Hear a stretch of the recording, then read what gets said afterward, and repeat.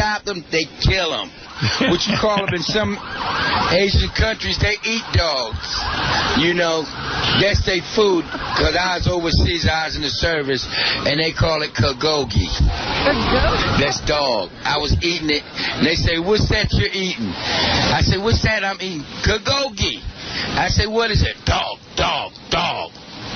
Did it taste like chicken? It tasted good. Until after I found out what it was, but I finished it off. I paid my money for it. What do you think would happen if a white NFL quarterback would be convicted of dogfighting? Yeah, brush it under the table.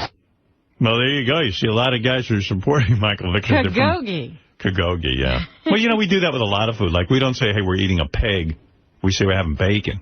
I didn't know what you call dog. Now I know what to look for. 𝗛𝗄𝗿𝗋. 𝗛𝗄𝗿𝗋.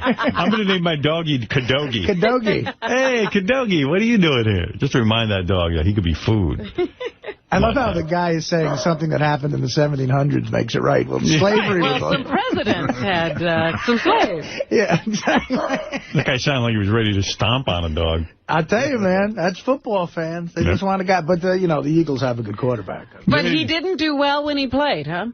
I assume he only played a little bit. Right. Do you think what Michael Vick did was really that bad? No, I do not. Why? Because it's a 5-state ring right now where dogs was fighting it, and since Vick's been in prison. Do you think Michael Vick should be a role model for kids?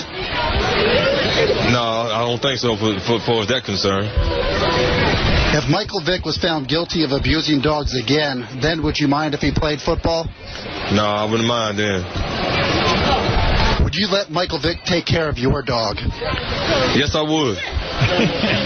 Yeah, he gonna feed him and he gonna treat him right. And now, why would anybody say, "Yeah, I'd let Michael Vick take care of my dog"? Well, why would you do that? Those Philly fans, they want Michael Vick, and they are not willing to say they won't care. He's creepy. It's a shame Roman Polanski can't throw a football. That's right. He do his time. Charles Manson was a good quarterback. You see this TV show that's going to come out? I can't wait for it. Steven Seagal is having his own reality show. Did you know that for the last 20 years, Steven Seagal has been a cop? What? That's right. A real police officer. Like you know how Shaq is a cop? Yeah. Same deal. Really? And he's arrested people? So now in this promo, he's got a gun to some guy. He's got some guy on the ground. He's, going to shoot the guy in the fucking head. He's Steven Seagal. And he's a cop, but it's a reality show. He goes around. It's like Officer Elvis. So what is, they're going to just have he's going to be patrolling in a car and he'll just get into some cop things? Yeah. Ladies and gentlemen, please pull over the car.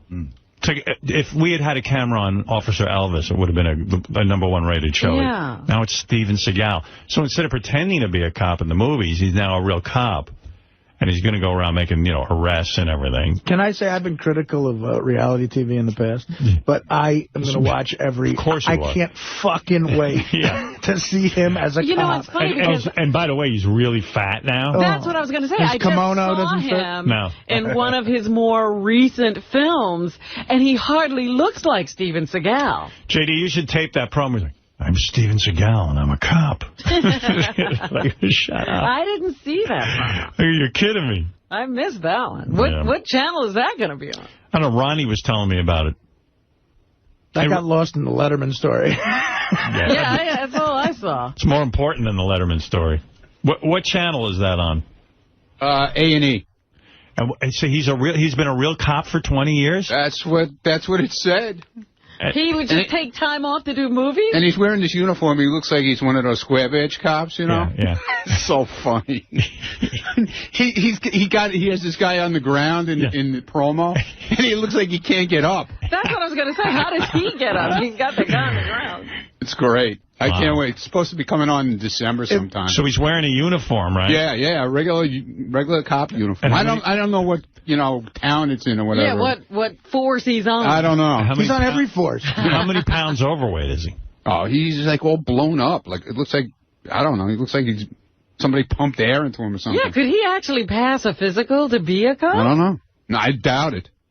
I want to see him arrest a crackhead and with a gun to the crackhead's head go, I just read the greatest screenplay. I want to, hey, by the way, I don't know if you know this, Doug Goodstein, who is the executive producer of Howard TV, broke his wrist in a softball game. I heard this. I don't know the exact... His wrist is all blown up in the air, and he goes, I think I broke my wrist. Wow. Yeah, he doesn't crack a... He's trying to impress the girls? Yeah, if the girls weren't there, he would have been crying. Oh, dude, it was so funny. But you tell me about the like Robin had a whole operation with a plate and this and that. Listen to this, is crazy. What did they do to Doug? He went in for some kind of surgery where they went in through his armpit and, like, cut the nerves or something. Ooh.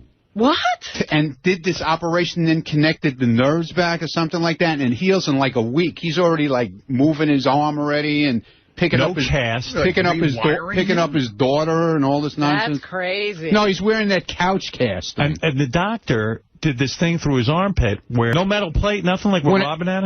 They had to do something. They had to put something in there, Howard. I don't know. When it first happened... That's what Ronnie's saying. When it first happened, he said they set it. And then he said he was going in for surgery. And then he went in for the surgery, but he said it's only something to do with the nerves. I'm not exactly sure what they did.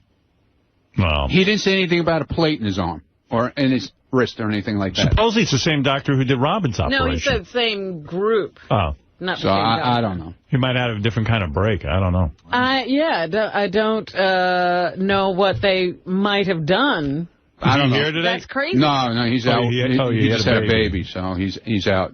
But I spoke to him. He didn't have a baby. I spoke to him on. Yeah, what's he doing out? I spoke to him on Friday, I think it was. Friday or Saturday, and he said he was already picking up his daughter and everything with it and everything. That's pretty cool. Yeah, it's bad news for the daughter. Yeah, exactly. What if he drops her? Picking up the new baby also. What is it, Mike? Good for him. This guy says you're leaving out details of your DUI, Artie. What detail did Artie leave out? There's a couple of things he left out, Howard. First off, there was a witness that was following behind him from when he picked up the stuff at the pharmacy, and she was just about to call 911 because he apparently was weaving back and forth so badly, and then the accident happened. Was that true, or is that bullshit? I don't know, because we never went to trial. But, I mean, again, that has nothing to do with, I don't know. He had 0.0. I don't remember driving that erratically, but even if I was, it wasn't due to just you being can't drive. Fucked up. I mean, you know. Just you're a shitty driver. Yeah, he's a bad driver. Well, I mean, I've never been accused of being a good driver. There's other things. When the officers first got there to the scene, he was staggering around a bit. That's why they ran him through his psychophysical test. And the witness who was following behind him was screaming at the top of her lungs, "You're drunk, you're drunk, you're drunk." But I wasn't drunk. But he wasn't drunk. Was this happening? Did these things happen? I wasn't staggering around. We weighed 500 pounds at the time. I wasn't staggering was somebody screaming, he's drunk, he's drunk? I don't remember that, no. What about the part where Artie was wearing a clown costume, too? That's completely false. That's absolutely false. Oh, okay. All right, well, Artie, who knows what went on, but Artie is legally... I never talked to someone... Listen, I never talked to someone who was driving behind me. I don't remember someone yelling, "You're drunk, you're drunk," and I don't remember staggering. I mean, even no matter what she was yelling at, the fact is I wasn't drunk. I mean, that's like on the record. But what happens with that is when he was put on the breathalyzer is the first step, the alcotest machine. It's 0.0. Then the next step then is to see if you're under the influence of any kind of drugs. Oh. So you were put through an eye test, which indicated that you were, and that's why the urinalysis was done. I was? An eye test? I don't remember being put through an eye test either, dude. Yes, it's called it's ETM for drugs. It's horizontal gaze and stagnance. It's a separate test we do one for alcohol and we do one for drugs. So a specialist was there. He did the test for the eyes with you in the jail. Were you there? I was the one who held the cell phone for you while you're in the car behind in handcuffs, so you can call your mom about the prescriptions. And then I actually then released the car to you on Sunday when you came in. I guess so that was your girlfriend you were with on that Sunday. Oh, so he was there. This is the police officer. Yeah, and then remember you had to go out. You didn't have the rental agreement with you. Yeah, I needed the rental agreement for you to release the car. Oh yeah, this is the cop who was when I got the car back. Right. Yeah. So I was there. So the other thing is that there were some other things that came out in your analysis. I don't know if you want to talk about that or not. But that's I mean, I didn't want to talk about that. Nothing else came out that is bad at all. come over. Is Artie a woman or a man? Nothing else illegal. No. Yeah, of course not. There was nothing. It sounds like it's been taken. Well, hey, thanks, Mike. You better get back to being a cop. Yeah. Thanks, Mike. All right. Later. So, and it was like, it's like trying to exercise inside high-pitch Eric's asshole. You know. That's a fun gym. So, anyway, so we had this screening of this movie yesterday, and I get to about, the screening was at the Warner Brothers room, and that's on 53rd Street, and I was up around 57th Street. And all of a sudden they go, well, you just can't get down there because all the streets are closed because Obama. Yeah, and 10 minutes before we had all gotten there, it wasn't closed. Obama was doing Letterman. Yeah. So, I don't know. So I just said, well, I'll walk down. I start walking down. I get all the way to 53rd Street. I see the building where you guys are in. It's literally within my sight. And a cop stops me and goes, no. And I see this huge crowd. You can't go. I go, what's going on? Won't answer me. He knows who I am. He knows I'm not a fucking terrorist. I said, listen, officer, I just got to go right in that building there. And this guy, he was like, just wouldn't talk to me, was staring straight ahead, just being a real shit, like a real power trip. He was a black man. I said to him, listen, I'm a black man. Hey, brother. Yeah. So anyway, I don't know. He had he was just not into it. And he says, you're going to have to wait 15 minutes, sir. Yeah. Wow. And then, at least. So I'm standing there. Now people are starting to crowd around me because the president ain't stopping for them. Now they're taking pictures of me. And I'm like, oh, fuck. I'm saying, oh, fuck, because, you know what? I look like shit. I just come from the gym. Yeah, it's not picture-taking time. Yeah, you know, you just don't want these pictures of this face floating around like that. And I'm just like, well, I got to stand there and take it. And then I just said, you know what, fuck it, I'm not going to go to the movie. I can't get in. Oh, my God. I got uncomfortable. I was standing there. Now things were starting to get a little crazy. People are coming over. It was just getting nuts. So I'm like, what the hell do I do?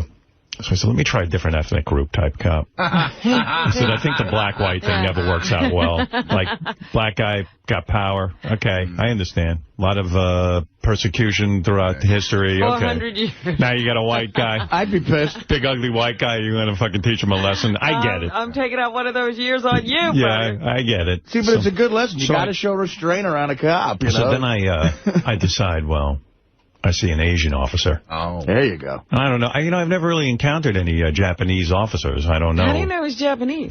Something of that sort. He was either Korean, Chinese, or Japanese. You're always better off just going with Asian. He's an Asian. That's why I said Asian. Like you insult people when you say, are you Japanese? And they're Korean. They want to kill you. Because Japanese and Korean guys think you should know the difference. Yeah. They say it's so obvious that you can't tell a Korean from a... You can't tell? I go, man, I honestly can. Korean guys think you should know the difference. Yeah. They say it's so obvious that you can't tell a Korean from a... You can't tell? I go, man, I honestly can. I'm not being an asshole. I just can't. I don't know the difference between Chinese, Japanese, or Korean. I mean, I can't look at you and know. That's how not racist I am. I'll tell you, you could be from Thailand. I don't know. I mean, who knows? I figured if I tell this Asian guy I'm going to see a ninja film, he might respect that and let me through. But anyway, so I don't know. I'm not getting anywhere. So I go to the Asian guy. I go, officer, listen, I got to go right in there. He goes, no, no one can go through.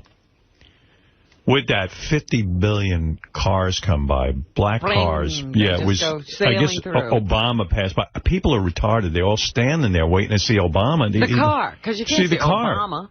And everyone's screaming and yelling and waving to the car. And I'm like, no one has to be anywhere. I'm fucking pissed now at the president because you know what? I respect you want to do Letterman. I respect you want to come to the UN.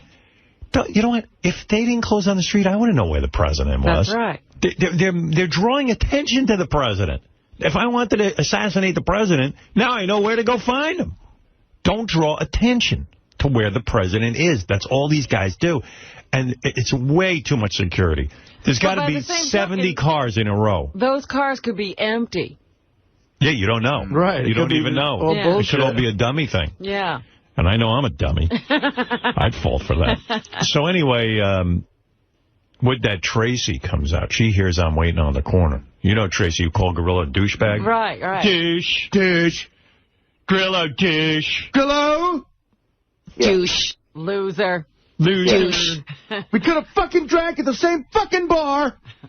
That Tracy. Top shelf. You. Tracy comes out, and she comes marching over to the police officer. She goes, you know who he is? Oh, wow. He goes, yeah, I know who he is. She goes, who is he? He goes, I know, it's Howard Stern. That's right, she says, Tracy. Now we've got something established. You're right. So I said to the officer, listen, officer, please. I don't want a scene. I said, it's a bit of a scene here. I said, right over there, you know I'm not a terrorist. Come on, give me. He goes, all right, go ahead. I didn't see anything. What a nice guy. I mean, like, but thank God for... And she goes, you've got to use your name. Oh. Douche. So I go, you're right. We knew who you were. Yeah, but Tracy gets things going. She started busting balls. Everyone gets afraid of Tracy, even cops. Tracy knows how to move. Yeah, Tracy's like, whoa. She knows the ins and outs. Don't you know, douche? Douche. So she got me into the movie. Wow. Went and had a thoroughly good time. And then when you went off to yoga, I joined Gary, Baba Fufai, and Artie for some dinner. Oh. We went out to dinner. The dinner finally happened, quietly. Yeah, it was nice. It was fun, yeah. It was after the movie, and we just went over. Well, I'm glad you guys got to do it, because remember, before talking about it, it was becoming this big... Yeah, everybody thought they should go, and it was like turning into a bar mitzvah. So I just said no, you know. So I met the guys over there. Ralph, of course, tagged along. He gets in on everything. Yeah, I had a discussion with Ralph about that conversation about my veganism at your house. He told me. Artie grabbing the bill, but doing it in a way that you're supposed to do it. Like, you know, if you like, I have friends who I have over for dinner all the time. They never pick up a fucking bill. Then I go to a restaurant with them. And they go, oh, I take out my credit card to pay. And they go, whoa, we wanted to pay. And I go, well, if you wanted to pay, why don't you walk in? Why didn't you grab Why don't you get, you know, what are you doing? If you really want to pay. Sucker pays. So Artie went in ahead of time and grabbed the bill. Well, you taught me that move. Well, yeah, I mean, if you really want to pay, but I would have been more than happy to pay. I would like to take the guys out to dinner. But anyway, so Artie grabbed the check. Well, that was nice. Yeah, we had a nice time. What a great meal, man. Where'd you go? Nobu. Oh. Well, of course you had a great meal. Great. You didn't even see the girl sitting behind you, Artie. That girl was smoking hot. There was a bunch of hot chicks in there, but I didn't want to distract you. At one point I was going to say, hey, guys, I told Gary to take a look at her. And Gary was looking at the wrong girl. He goes, that blonde is... I go, not the blonde. Is that what you were talking about? I noticed you guys whispered. Yeah. I think there must be a hot broad behind. I go, not the blonde. Look at this brunette. She's on a date. She's sitting and holding hands with this guy. Was she? Oh, yeah. Because I looked at the guy, and the guy didn't match the girl. Did you see that? Yeah, I did. And meanwhile, she was like checking our table out a lot. Oh, she was looking at you, definitely. She wasn't looking at our table. I know. When I got up to leave. I had my back. But before I was married, I would have probably gone over to that table and said, excuse me. She was stunning. Would you just go over and pick up somebody when they were on a date? Yes. Oh, my God. Have you really? I was an asshole. Did you ever take a girl away from a guy that was talking? Like you walked up, they were clearly together and something was going on, and you walked up and got her away? Close. Not that close, but because that's a real asshole move. But I was an asshole. I'm a reformed asshole. You sent somebody over? I'm just saying, you could see a girl on a date and get her number. Yeah. Hey, man. You're so and some of them were married. Well, that's not a date. And then let me tell you something. I don't agree with what I did. Same way I was wrong. And I'm being serious now. I'm not even making a joke. Right. That's now wrong. you want to repent. Now that you've had your fun. But hold on a second. You want to tell everybody else not to do it. If everything's going great for you, but for whatever reason, God knows why, you're single again. Yeah. You've now learned from the last time. I'm completely reformed. But you're single now because single makes you crazy. If I was single, single makes me crazy, but I've learned something. I've learned that you can't go grabbing as if everything in the world belongs to you. In other words, There were rules. Even the cop saying no to me yesterday is a good lesson. You know, you can think you're high and mighty, but a cop says to you, no, you're just like everyone else. You got to stand there and fucking wait.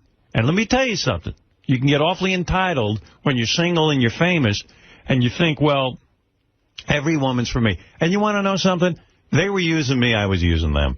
They were using me in the sense that they thought, wow, being with me is going to be some sort of opening a door to some great life. And I'm using them because, you know, I can't stand to be alone for 10 fucking minutes. It wasn't about the sex necessarily. So what's going to change when you're single again? If I was single again? And you can't stand to be alone. Everything's the same. And a girl's looking at you. Here's what I'm going to do. Right. You asked the question. I'm going to give you the answer. Yes, give me the answer. I'm going to recognize that being alone isn't so bad for me. In fact, it's therapeutic for me. And it pushes me to think about what's going on inside myself rather than trying to cover it up by some sexual excitement, by fucking some broad. Now, I'm not saying I wouldn't look for somebody. But what I was doing was I was like in a feeding frenzy. Well, we all know that. Yeah. But you're being very rational now. And when your dick is hard and you get all excited because you see a hot chick, you can't think the way you're thinking. Let me tell you something. I've improved. I know I have. I would love to put you to the test. No, I am at the test right now. That's away for a month. Well, you've never cheated on a marriage vow. Or even... What I'm saying is... Of your own, anyway. I know. Yeah, on other people's marriages I have. Not much. I mean, it happened twice, and it was stupid, and I would never... I just hate myself for doing that. I'm a better man than that. But I don't know. Guys, can you control yourselves in the TV room? What are they doing? They're putting up pictures of Greg Fitzsimmons for some reason. Is that your... What? Here he goes to soft off. Yeah. Well, to calm me down. But, I'm telling you the truth. That as a man, you get caught up in this numbers game, this frenzy. Absolutely. And it's futile. I mean, it is absolutely not necessary. You're not even that horny to do this. You don't have time to think about horny for you. Right. It's get somebody in here. Get somebody in my clutches. Yeah. Immediate satisfaction. But that's using a woman like Artie used heroin, or an alcoholic uses drinking. It's the same thing. You really equate it to that? Absolutely, because it's not about sex. It's more about... So you believe in sex addiction? I do. I believe in it. So you believe when Steven Tyler goes to rehab for sex addiction that it's a real thing? I do. It's something he has to confront. In other words, Steven Tyler couldn't even be physically that horny. He's grabbing onto every woman, probably wrecking relationships he wants to have with women, because he can't stop his addiction. He can't literally, whatever shitty feeling he has inside, the fucking the woman gives him that high and makes him forget all his shit. Well, a guy like him's insatiable on a bunch of levels. So to use a woman like a needle or a drug is never going to be good. It's going to fuck your life up royally. And I even know when I was in that feeding frenzy, I hurt some people. I wasn't nice to them. I was like, I thought I was being honest. I go, listen, I just got out of a marriage, and I'm going to fuck whatever I want. And, if you're, like the big boss, big kahuna. And then I'd, make dates while I was seeing somebody else, and I wouldn't even hide it from them. I was like, don't worry about, like I wasn't hurting somebody. Yeah, people were developing feelings. A woman goes to bed with you, she's got feelings for you. Not always. Oh, come on. Of course she does. No, seriously. Might need some crystal meth sometime. But it's almost sexist to say, why can't a woman have the same mindset as a guy? They don't. Not every woman wants to be with every guy she sleeps with. That's right. And I got news for you. Guys and women have the same mindset. Guys want to be adored by a woman. They want to be appreciated by a woman. When they're not, then they start calling her a cunt and a slut and all this other shit. Come on. No, my point is, as Gary said, sometimes the woman just is out for sexual satisfaction, too, because she doesn't have these women weren't. With me, they weren't. They wanted you. They wanted to have a relationship, and I led them into believing they were having a relationship. Well, that's the bad part. See, you said you were being honest, and then I guess you weren't. But I was still being with them, so the more you're with someone, it wasn't a one-night stand. You develop feelings in a relationship. It's wrong. It's fucking wrong. That's it, bottom line. Listen. Maybe having daughters has made me sensitive to this. Oh, but you had daughters then. I know. When did you wake up and realize you had Well, a couple of years ago, I woke up and realized it. And I said, you know what? I don't want some dude doing that to my daughter, so fuck that. I'm not going to approve of that behavior. But you also have to, think that your daughters are also smart enough to play their end. There's nothing wrong with being single and dating. No, there's nothing wrong with that. There's nothing wrong with trying to find someone that you could be compatible with and find a relationship. But in a way, do you do it in a way that isn't insane? Even Ralph said to me, and Ralph's not that normal. Not sensitive at all. Ralph said to me, he goes, you're out of your mind. Because what's going on? Like, calm down. Like, if you're with someone, be with that person. Take it easy. And then if you're not with that person, then move on to the next relationship. But you can't be having multiple relationships and you can't conduct your life. But it also makes your life crazy, juggling all these people. It does. And then there's a bit of... It was nuts. It was like a guy who was looking for his next fix. When Artie describes in his book going out and driving to Delaware, and it's no different. Yeah. Would have been great if there was pussy in Delaware. Is the drama a bit of a high, too? Like, when you get in that whole thing? Like, there's a little bit of excitement? It keeps you so busy and full of excitement. It's a distraction. Yeah. And let me tell you something. It's exhausting, and it's berserk. It's weird. And I do believe in sexual addiction. I believe that people use people in the same way they use drugs. And it's probably just as damaging. So you won't be laughing the next time I say, David Duchovny has gone into rehab for sexual... I won't. I will not be laughing. I'll be laughing. Well, that's a perfect example of a guy. Listen, sometimes you got to be honest, too.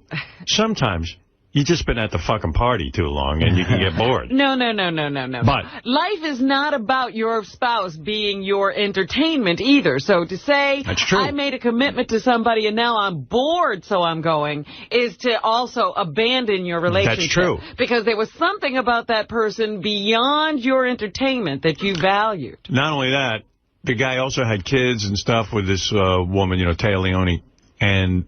He wanted to be with her, but he was wrecking that whole scene. Right. He was hurting her. He needed help with it. So I don't know. Listen. You know me. I like banging a woman as much as the next guy. Probably too much. But you can fuck your whole life up. Because what you're talking about is what he opted for. He said, look, I have a valuable relationship with this woman. Yeah, so he wants to keep it. That is of great value to me beyond just having sex with a lot of different women. And so he decided to do something about it. Don't say there's, he chose that it wasn't at the party too long. By the way, that girl yesterday who was Miss Howard TV, I was thinking about her last night, what she was saying. Really? Well, she's going to, when you come home from work, she's going to blow you and stick her finger up here. Very sexual. She wanted to be a personal sex toy, yeah. By the way, even that's an illusion. No girls are going to stay doing that. How long is that going to last? The first month, maybe, at the most. She imagines that life is going to be like that always, and she's not even going to want it once the month is up. No, believe me, that ain't going to last either. Right. So right after you get the La Bellonic shoes, or whatever you call them. Louboutin. Louboutin.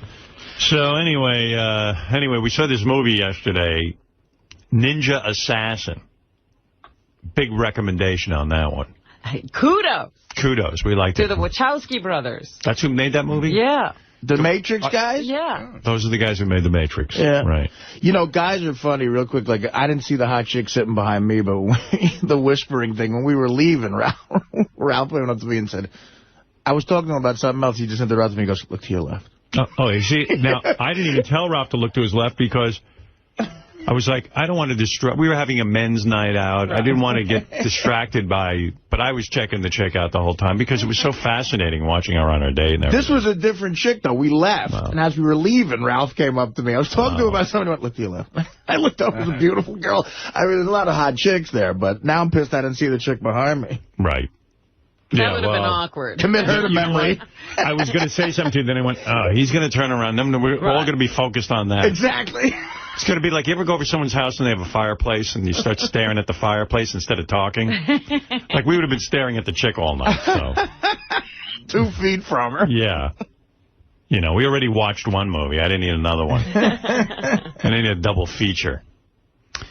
So. Anyway, it says this was directed by a James McTeague. Yeah, James McTeague. And I forget what movie he made. Yeah, I recognize that name. Oh, somebody told me V for Vendetta.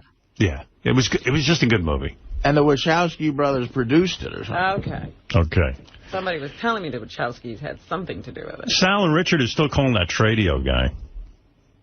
I don't know if you want to hear the latest installment. Absolutely. I would imagine you would.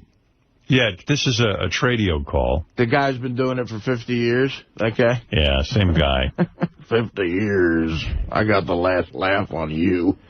So now he has caller ID, and he starts calling caller ID on the air. He's so involved with Richard and Sal now. The whole show now is about tracking Richard and Sal. It's not even about Tradio. And like when real Tradio people call in, it's so irrelevant because he's completely focused on Sal and Richard. He took that woman's advice and got the caller ID. He got the caller ID, got the fancy newfangled equipment. You got that caller ID! And somehow, Richard and Sal have figured out how to change their caller ID numbers so they can change the numbers even and goof around with those. I don't know. Don't ask me how they do that. You got to hand it to these guys. They are geniuses in their phony phone call world. Like people put them down and say Sal doesn't know this or Richard doesn't know that. They know what they're doing. They are definitely the kings of phony phone calls.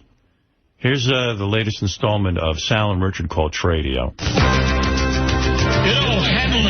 And by the way, I should mention, I've noticed, I guess this Tradio guy, I guess he does all the voices on the show. And even when he does a commercial, they put that heavy echo chamber on. Right, to try to change his voice, but it's the exact same voice. But, I mean, they're putting way too much echo chamber on there. Yeah, he sounds like he's, falling down a well. That's overkill on the echo chamber. Hey, Ralph, what do you want? They're saying in the emails I'm picking up the phone too much on you. What's up? Who's they? Everyone. Oh, fuck them. This other chick you missed in Nobu was super hot, man. She looked like Posh Spice. Oh, I like Posh Spice. Maybe it was Posh. And then Richie goes, oh, yeah. He goes, I put her right up front so everybody could see her. I'm like, well, fuck you, man. Why'd you put her in the back by us? Yeah, so we could look at her. Yeah. That's the fun of going to Nobu. Richie knowing his business. Well, Ralph, that's the one you pointed out to me, right? Yeah. Yeah, she was hot. Well, I saw that one behind, but I wasn't going to look at her too much because, her whole life is everybody staring at her, you know? She's like, fuck you. Wow. Yeah, Ralph involved in a game that nobody was aware of. That right. Ralph not giving her the time of day. He's dissing her. Yeah. But meanwhile, he was looking at her. Well, I checked her out when I went to the bathroom, but I wasn't going to. You talk about the one over Artie's shoulder? Yeah. Not the blonde.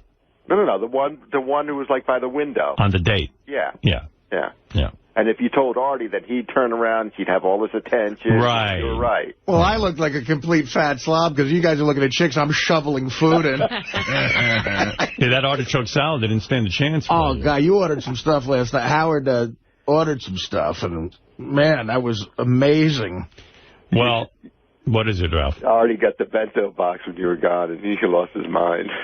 Well, it's weird, too, because I was aware of the check, too, and I said, I don't want to give it the satisfaction of looking at it. So, I'd pretend I was talking to the guys. But meanwhile, everybody... we're all involved with her. We're all involved looking. Right. No one's really talking to each other. You're going to not look at her. You're making the decision to not look at her. Well, I was getting goofed. I was the only guy really talking about the artichokes now.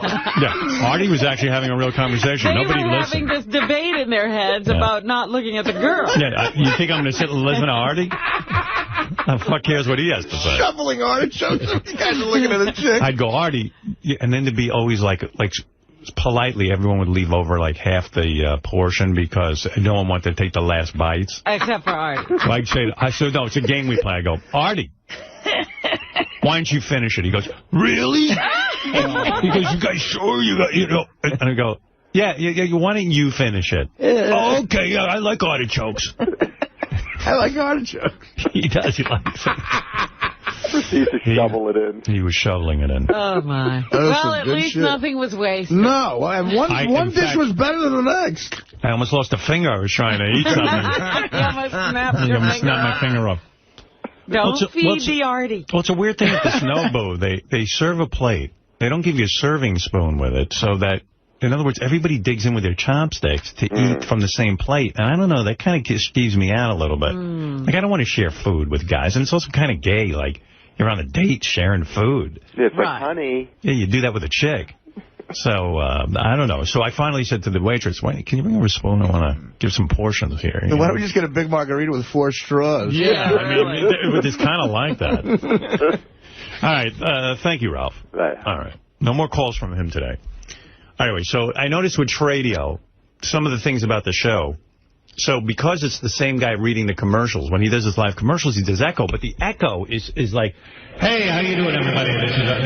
Like, you can't even understand the word. I think he only has the echo chamber to disguise his voice. He doesn't have any other effects. So anyway, yeah. So he's taking it to the limit. Yeah, I guess it's supposed to sound different with the echo chamber. Yeah. And it does. All right, let's start from the beginning again. You know, handling money is a complicated business. That's why Bank does so many things to help make the job easier for you. All right, thank you very much. 13 minutes before 9 o'clock. Hope all of you are having a really, really great day, and we'd like to hear from you.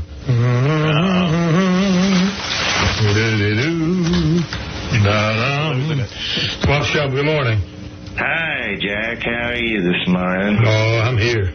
Jack was actually my husband's name, God rest his soul, died in 43. His full name was Jack Off. Now he's dialing. Well, let's see what I'm doing. Last number that called this line was 666-666-6666. Oh, no. To call this number. All right. Okay. Yeah, I may do that several times to the program, and if I do, just call back. And I'll, you know, what I'm doing, we've had this here funny people, and I'm checking to get the last number that calls from the last 2 days. And it's pretty cool. They had the sixth sign of Satan. Wow. And this is a religious show. The number of the beast. The number of the beast was used. Maiden. Number of the beast. Wait a second, that's the number of the beast. That's the number of the beast. I'm fighting the beast. Beelzebub just called me. Kill them all. Embarrass anybody or cut anybody short, but I am up to something today. All right, and we'll just see what's going on. You know what I mean? What's up? Good morning. Good morning. I hope I'm doing this right. Somebody told me if I needed a job that I could call your radio station. Go ahead. You're on, ma'am. Go ahead. I'm looking for a job. I do housekeeping. My phone number is 744. Okay. Thank you very much. Thank you. Have a good day. You too. Bye-bye. What's up? Good morning. Good morning. Yes. Oh, yeah, lady, before I call for a job, I have a job for a rim job. Or a blow job. Before I call for a job, I have a job for a job. Or a blow.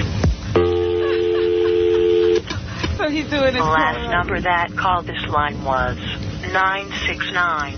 969-6969. 69. Well, I don't know. That is so sick. And doesn't identify themselves. Idiots. Knew they were going to start. Got to call the phone company or somebody. I don't know how numbers can be found. So I got to call them, see what I can do about that. That one they called a minute ago is sick. You know, somebody that's foolish, dumb, stupid. Can't do much about them. What's up? Hello, Jack. How are you? See, that's that idiot again. What's up? Good morning. Good morning, Jack. Each time that person calls, jot down your the time that he's calling in. Well, I tell you, I mean, these are sick people. Well, they are. I've been doing this for years, and this is, we've had a few pranks, but this is really ridiculous. Well, there's Christians, and that's... I know, but hey, beyond. But hey, it's not your fault. I'm trying to cut it off, Have a great day. Thank you, ma'am. Bye-bye. So we'll write the time next time that jerk calls, and then I'll write it down, and we'll try that, the time, write the time down. Watch out. Didn't quite make it. All right, getting some help on this filthy talk, filthy mouth. And so we'll try that. I'm going to write the time. And you know, people just don't have any backbone or nothing. Nothing. Swap Shop, good morning. Yeah, Swap Shop. Yeah, I'm interested in the rim job, I guess. Oh, the time on that one was 9:38 a.m. So I got something to go by. Swap Shop. Yeah, they're hello. Available, the rim job? Okay. And that would be 9:43 a.m. What's the temperature? See what can be done. Swap Shop, good morning. How much for... All right, boy. Time and a time. I ain't answering that phone no more. Not on that line I want. I don't know. I just don't know. All right, thank you very much, and that'll do it for this morning's Swap Shop. A good place to eat. 5 simple words that says a lot about seafood and steak. A good place to eat. A good place to get the best seafood. They got to get a new guy to do the live reads on the commercials. No, that's a one-man shop, I think. They got to get somebody in there to... Hey, he's doing everything. Or at least somebody who knows how to run the echo. Yeah, there's a little too much slap echo on there. That's what that's called, I think, slap echo. I learned that in radio. Because it sounds like, you know, somebody from outer space is selling you a car. They have reverb, I think, not slap echo. Slap echo is like what they use at those oldies stations. Right. You know, but they don't sound like they have much of a budget over there. You got to get food. That's right. But it's more like you got to get food. And you can almost not hear him. Yeah. There's so much echo. Like Harry. Pretty amazing. I don't know. I don't understand what he's doing. You want to buy a car? You want to buy a car? Maybe I should do my commercials like that. Definitely. You know what I'm saying? I like it. This is the new technique. Yeah, maybe it should just be... This is what radio's supposed to sound like. This is the time of year when beer drinkers everywhere are celebrating Oktoberfest, and that's why I recommend Vick's beer. The Vick's beer is so good. That's right. And now, because of German Oktoberfest, you're going to have Vick's beer Oktoberfest. 7-Eleven. I'm going to that format. Oh, my God. It's crazy. When I give away cash from 7-Eleven, I'll be like, you won $711 cash, courtesy of 7-Eleven, a free 4-ounce sample. Where is he here now? Oh, he's here? Yeah. What were all his movies? Do we have a list? Son-in-Law was a great one. Biodome. No, but there was Son-in-Law, and what was the one, the courtroom one? The Jury Duty? Jury Duty, that was a good one. And there was another one. In the Army Now. In the Army Now. Yeah. But Son-in-Law is like the best movie. Fuck it, what was the caveman movie? Yeah, Encino Man. Encino Man and Son-in-Law. Son-in-law is still great. I like these movies. They're funny. They were funny. There was a lot of good ones. I thought Jury Duty was a scream. What was the one where he goes? That was the one where he goes home, the girl. Son-in-law. College. Was that Son-in-law? Son-in-law is the one where he goes to work on the farm. No. That's one of my favorite movies. Me too. I love that movie. Hey, Howard, one other angle, something that Will brought up that I thought might be good. Like, I think that Son-in-Law was the one that made him a star. So he goes to Encino Man. Like, what's the trail like? Like he's saying now it's all blue collar. Like, what was it like? You go to Encino Man, of course you're a star now. So you got the trailer. How many assistants do you have? What's the setup there, and compared to what's the setup today? Right. That's good. Yeah, because after that one movie, he was like bankable. That's it. Oh my God, that movie made a lot of money. Well, it probably didn't cost a lot of money. That's what, that's how you make money, when you get somebody who's not established. You pay him nothing. Script. It was, it's probably one of those scripts that was laying around. Yeah. 37 people. Probably had Laurel and He seems Hardy to be like constantly questioning what was the difference between him and Adam Sandler. Like, why did the Adam Sandler character work and he became this huge movie star, and then his character just kind of fizzled out? I got to tell you, it's not that far off. It's not that crazy a question to ask. Well, but that has funny because for me, it's like I love Adam Sandler and Pauly Shore. Like, but that has to do with me not more like that Paulie's not talented. Like I don't understand Adam Sandler. Like I see no difference in those movies. Yeah, well, I mean, to me. But it sounds like that's a personal taste thing almost, No, I'm saying. Well, I'm just saying that I don't think that that's far off. Yo, what's up, you guys? This is Pauly Shore, and I'm here on the Howard Stern Show, beautiful New York City. Howard's an old friend, known him for, I don't know, probably 20 years or so. And I'm here this time around promoting my new Showtime special that just premiered. It's playing the whole month, and it's called Vegas is My Oyster. And it's got Howard Stern's favorite friend, Andy Dix, on it. And Semi-Precious Weapons, Brie Olson, Amber Lancaster, and a great cast. It's like an old variety show. So I'm promoting that. Also looking for an assistant will work for 𝗛cie.com, which is my website where I'm kind of right now looking for a personal assistant. Figured I'd go on the internet and get a bunch of freaks to see, if they wanted to, work for me. And see what happens. See what happens, yeah. Now, Howard's going to promote your project, but he's going to want to get into the personal side of things. That's why I'm here. Do you cringe at all when that comes up? After the last appearance, it was I just felt good. You know what I mean? It was almost like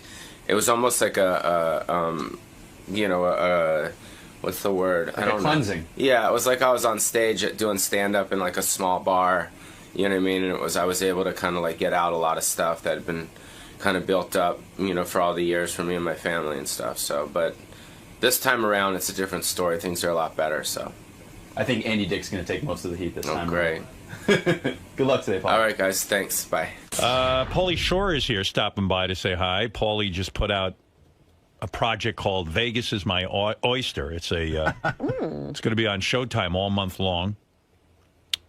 Paulie, always interesting guy, hanging out here and there. He's Mr. Hollywood, if you ask me. He knows what's going on. Hey, Paulie. Hello. Yeah. Hi. I was reading in the notes, Paulie. Hey, how you doing? What's up? Good to see you. Nice to see you. Yeah. Hey, Paulie, what was this about?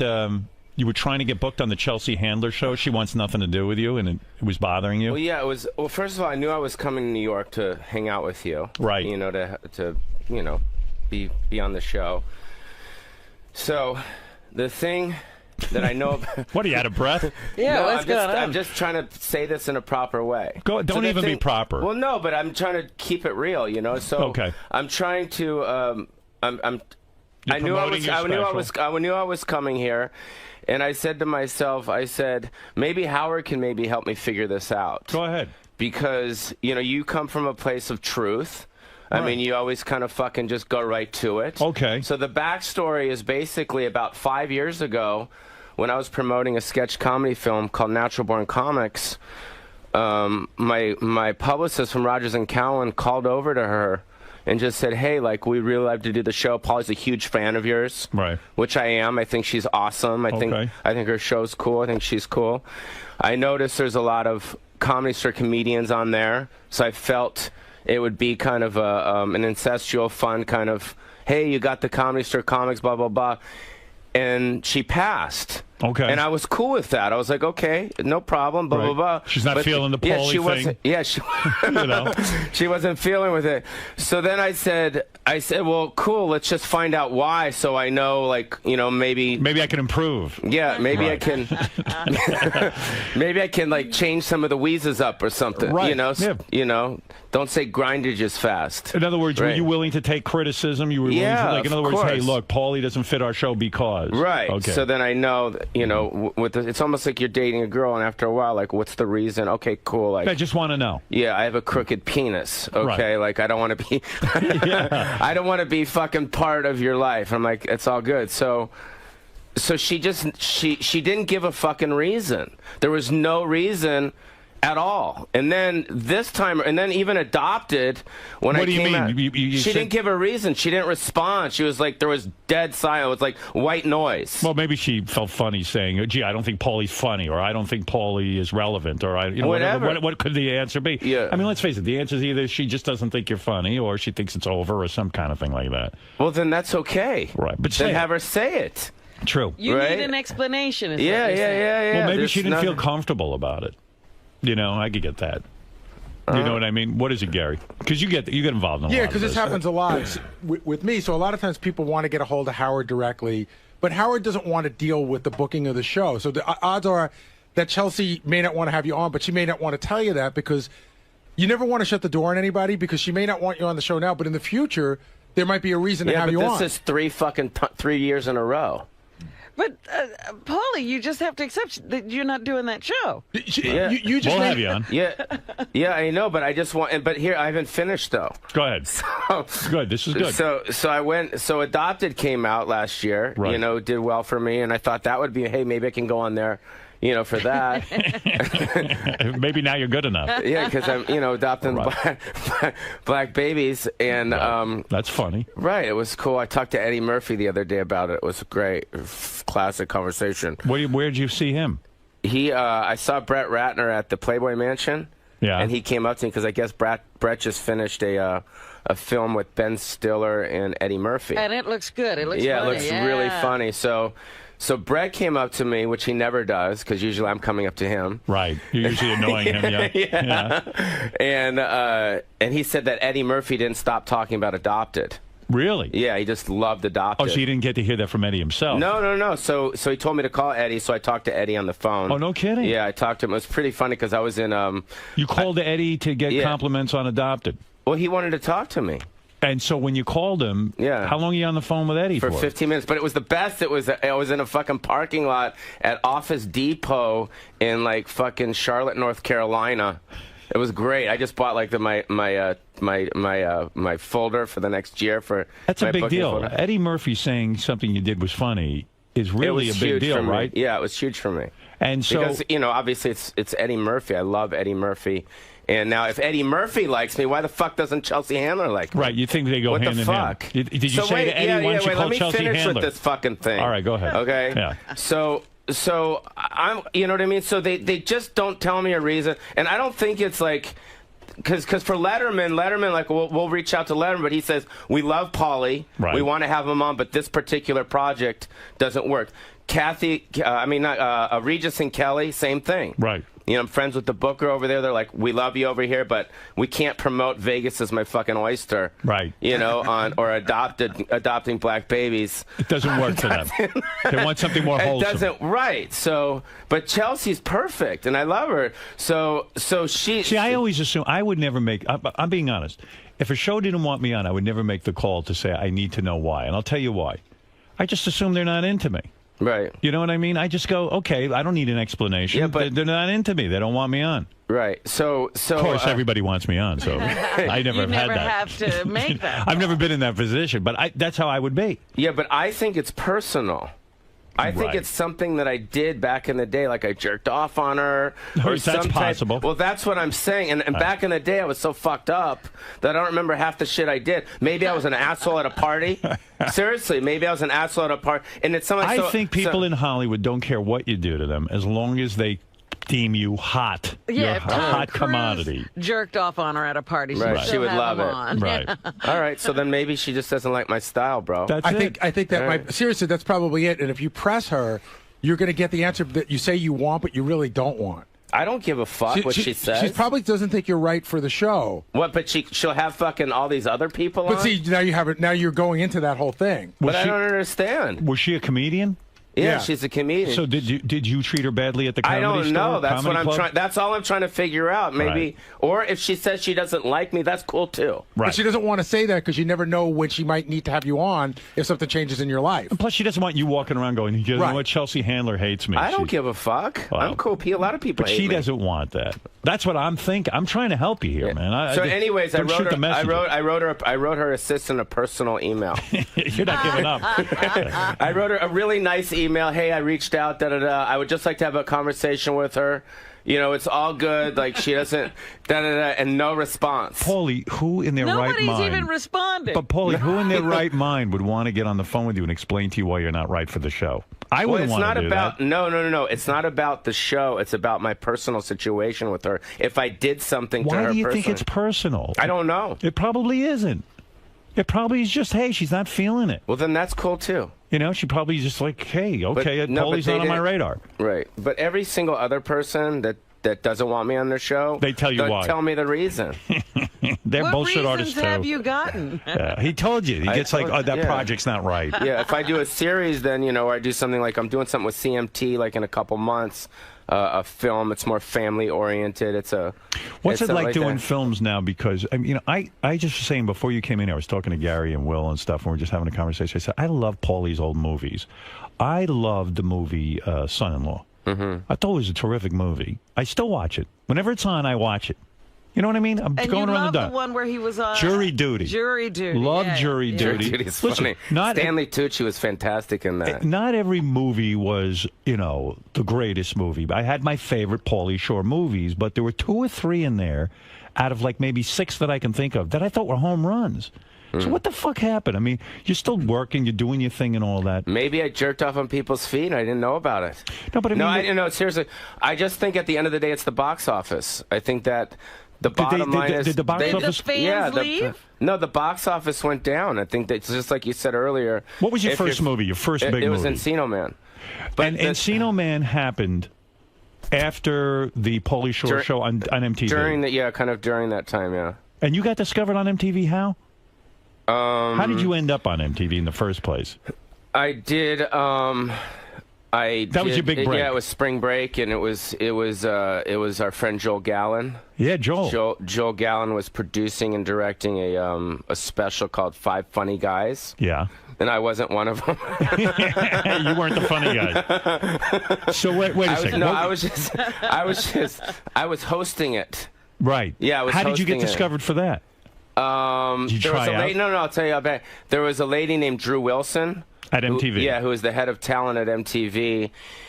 And my manager at the time, a guy named Terry Danizer, brought Drew into the Comedy Store, and she saw me perform. You were doing a stand-up. Yeah, and she saw me perform, and she said he's really funny. And then they had brought me down to Spring Break MTV. It was back in the late 80s, early 90s, and it didn't go so hot.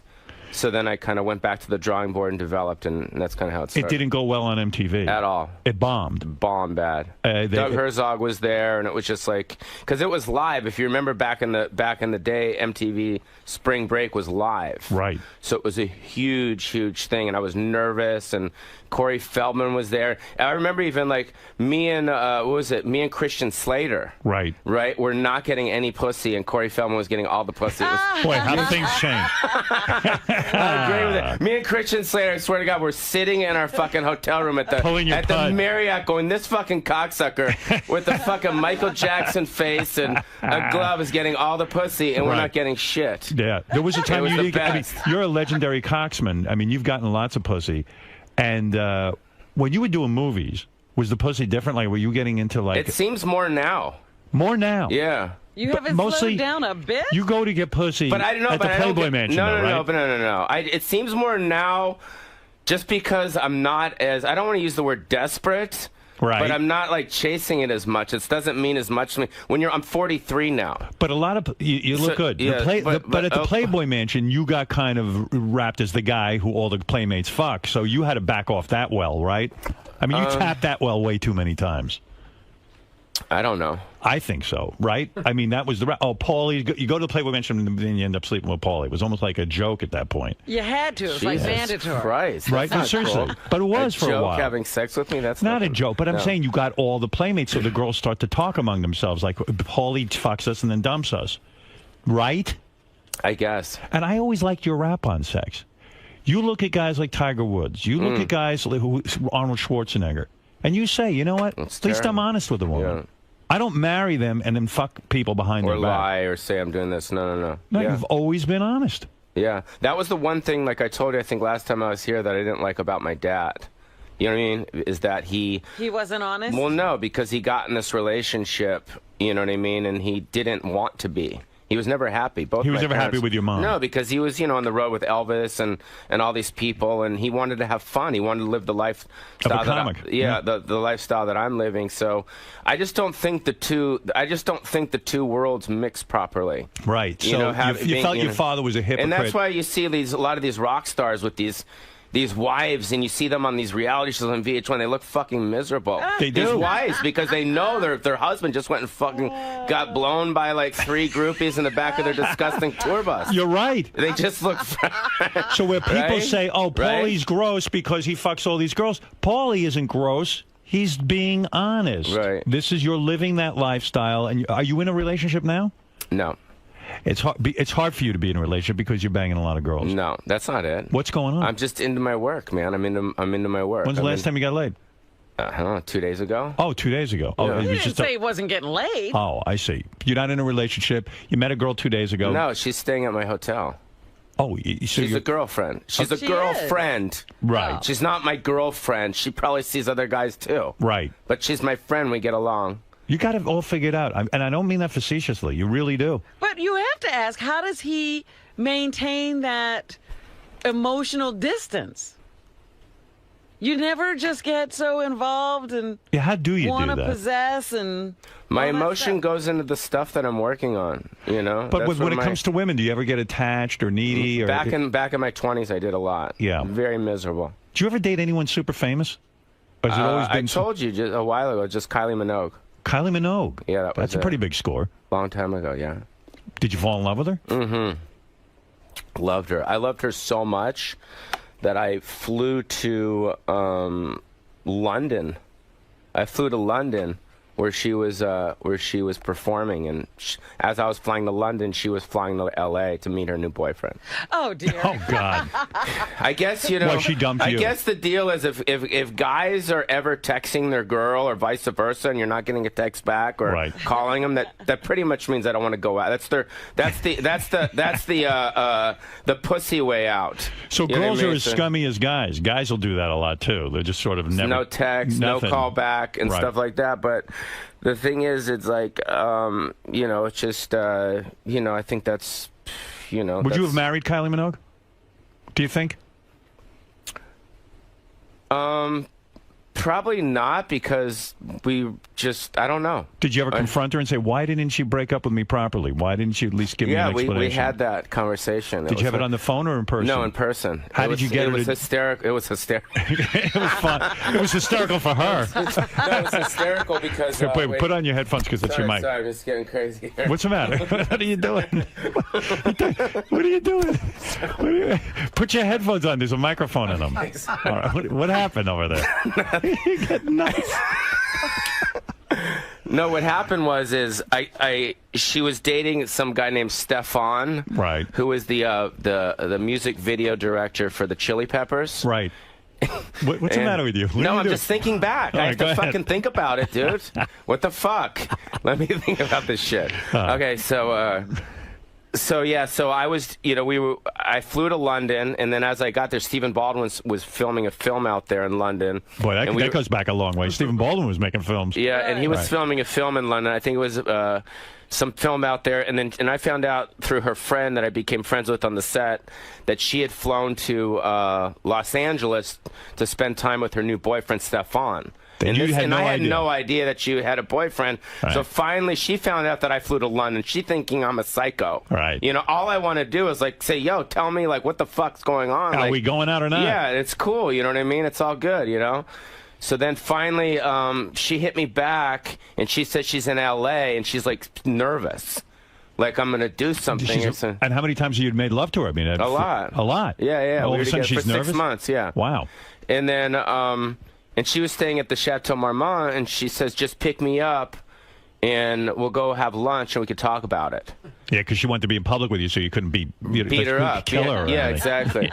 So we went to the Kings Road Cafe on Beverly, and I was crying, man. You know what I mean? Man, yeah, I was crying. You always demand a reason from Chelsea Handler, from this chick, Kylie Minogue. You need your reason. I need my fucking reason. You need closure. Yeah. All right, go ahead. So I'm fucking crying, and she's just staring at me like she's in shock. Yo, she's in fucking shock, dude. Like, just like looking at me like, oh, you mess. Oh. How did I go out with you? Yeah, right. So she's crying, and I mean I'm crying, and then what did she say? She just said, and look. she's just saying, look, I have a new boyfriend. I'm very happy. Stefan, I'm like the fucking video director guy. Boy, that hurts, doesn't it? It's like they put a knife in and he was doing some good videos back then too. The Chili Peppers. What are you kidding me? He was a cool guy. I mean, you should probably put some of his videos up right now on your show. I mean, he did the one where like they're in the desert. How long ago was this? This was in the late 90s. Wow. Yeah. So, Kylie Minogue was hot. Yeah. Was she great so in that bed? was it. So then basically I dropped her off and I had let go and everything was cool. Was she great in bed? Was that it too? She was awesome. She seems like a freak. But we forget about her in bed because it's not about her in bed. Her as a person was awesome. No kidding. Like it was like one of the first times that I actually dated a girl. When she spoke, I actually listened to what she said. Seriously. That's amazing. Because she's so fucking awesome. Like everything about her. And I didn't know who she was, which was cool. And she didn't know who I was. She was in Biodome. Oh. Yeah. Well, what do you mean she didn't know? You were the star of the movie. Yeah, but she didn't really know who I was. She's from England and Australia and all that shit. She knows you're in movies. She knows you're the star of a movie. Yeah, but she wasn't familiar with your favorite film. Right. Yeah, that's right. But she was that special someone who you could really connect with. She was awesome. I saw her in Vegas at a her. concert just recently. And she's got some following, Kylie Minogue. Yeah, she's great. She's great. And I love her and I miss her. And I saw her, I think, a while ago. I think it was in the early millennium time where we were doing TRL or some shit. Right. And I saw her there, and it was cool. She was cool. She's awesome. So take me back to your career. You're on MTV. The first time you go on, you bomb.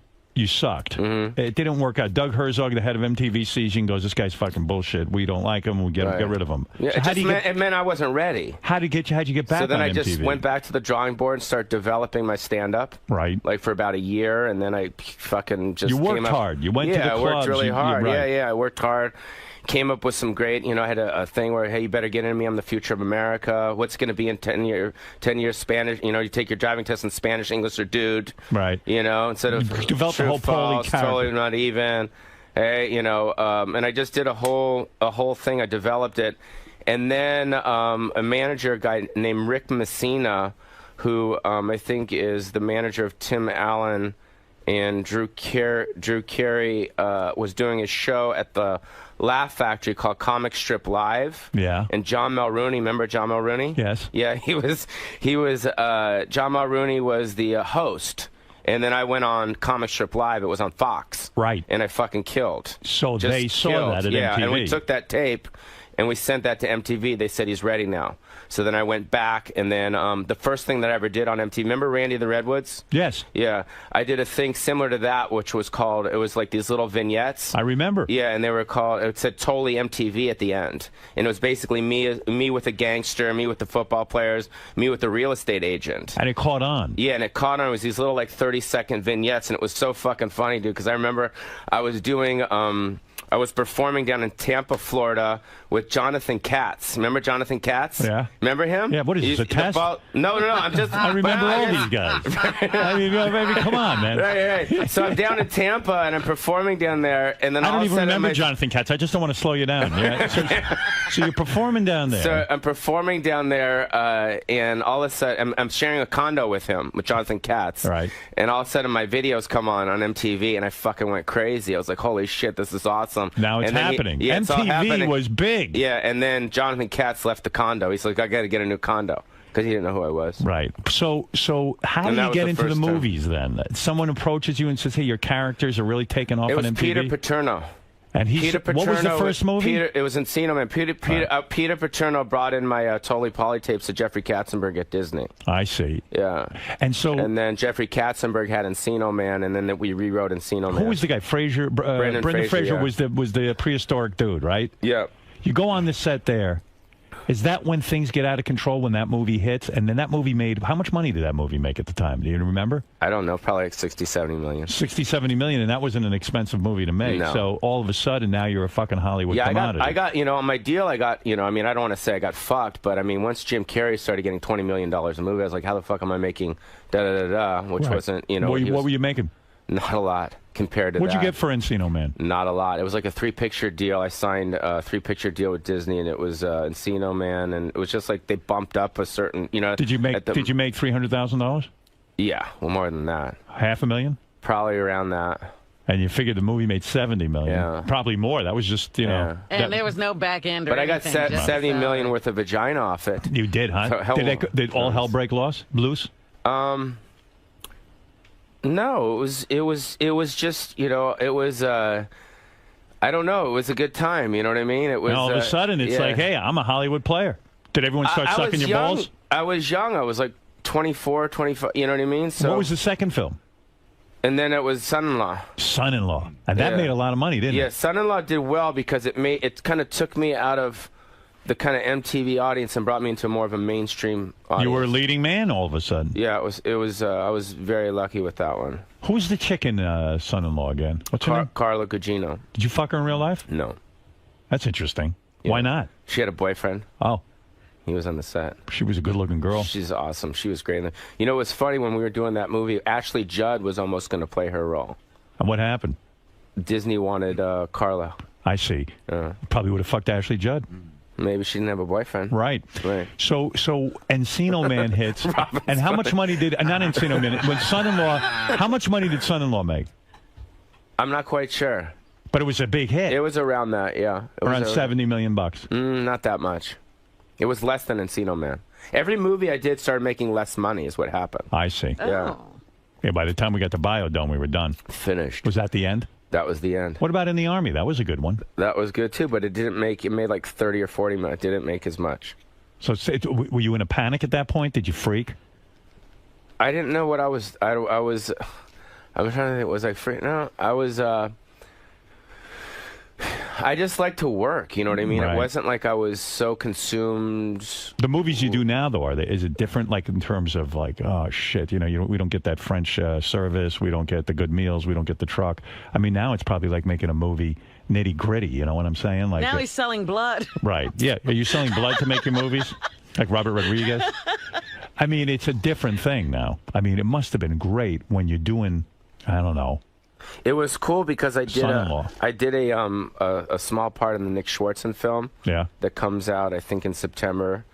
And it was just nice to be back on a set of a really big film. Like right, because it's a different vibe, right? All the grips, everyone's like, "We miss you, man." Da da da. Because whether you talk shit about my stuff or not, like you said, like the movies every day play on TV for a reason. Right.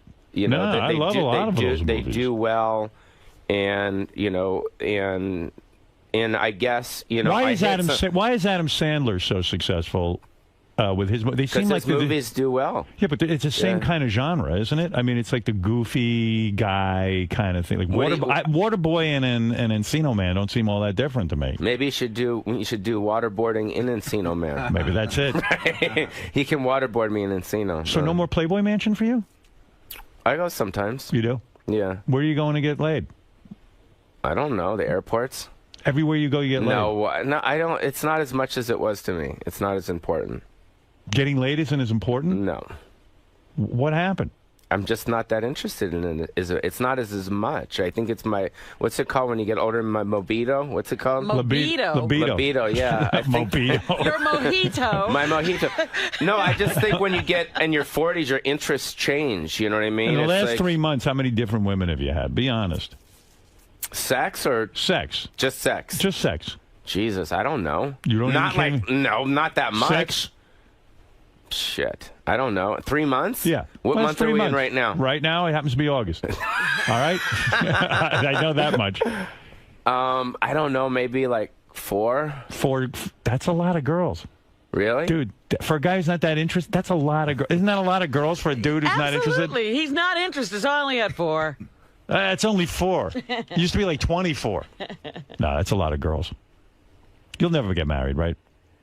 Oh, he will. No, he won't. I would say never. Never say never. Never say never. You say he will? Yeah. He'll get to be about 60-something. You know what the type of girl that I'm looking for? Because I was thinking about it for a long time. I was like, well, if I am going to settle down, because obviously you don't want to be with other girls when you create a really good relationship with someone, right? Because you're going to say to yourself, why am I going to fuck up this great, awesome friendship and relationship with someone just for a piece of ass? That's right. Right. That's it. Yeah. So because that's really the bottom line. That is. Right. So what I'm thinking is the type of girl that I'll settle down with is going to be like a Sharon Osbourne type. A manager but isn't that more of like a mother type? Like what's wrong with that? What's wrong with that? You want someone who can manage your career. I want someone to be the yin to my yang. Right. I don't need like a Playboy model, but one of those type of girls. Because those girls are fun. You have a great time with them. You enjoy each other's company, but you kind of keep it, Well, what you're saying is, You're looking. If I'm really going to settle down, the Playboy model is looking at you to take care of her. You're looking for a woman to take care of you, almost like a mother. Right. I see him like, like Groucho got married when he was 100. All these guys, they're almost decrepit. They can't walk. Then they hook up with a girl. Back in my day, we fucked lots of girls, but now, of course, I'm with my wife. You seem that way. Oh, I love her. She's the greatest. Is your dad doing okay? Yeah, he's doing great. Is she still getting a lot of pussy? I mean, my dad? Yeah, is he getting... He's married. Oh, he is? Oh, yeah. I'm sorry. All right, listen to me. Well, that still doesn't answer the question. Your next movie should be pursuing Sharon Osbourne. I think you should try to go out with her. And that's the movie. But if you think about it, you think Ozzy would still be alive without Sharon. I think he's devoted to Sharon, and he recognizes that she's the most important thing in his life. Although he did fuck up for many years. He used to cheat on her. Yeah, but imagine him without her. He's dead. You're right. That's what he would have got hit by a truck. That's right. You know what I mean? Maybe you should date the daughter. Kelly, yeah. Yeah. 𝗛cie 𝗄𝗿𝗄's special, Vegas is My Oyster, airs all month long on Showtime. Your friend Andy Dick's in there. Yeah, I'm really... What happened to him? Like, I just heard yesterday, and then I'm like, what the fuck's going on with you guys? Me? I'm just listening to this guy do an anti-Semitic rant that... He's talking about us Jews? Yeah, he's talking about a bunch of shit. Yeah. I would cut him out of my special, but it already aired. What can you do? No, I just thought it was a weird place to be coming from. Like, he's trying to attack me, and that's what he's attacking me over. But for what? As if it's, like I've done something terrible and bad. And he thinks I've done something bad to him because I don't give him a free radio show or something. I don't know. The guy's just, listen, he's obviously a mess. He's funny, though. He was funny on the show. Well, that's good. I'm happy he's funny somewhere. Yeah. Well, you figured out how to make him funny. You're the only guy who doesn't have to cut him out of everything. Good for you. You ever bang a porn star? Have I? Yeah. I don't know. Have you? Never. Never? Never. I've never... I'm too paranoid about...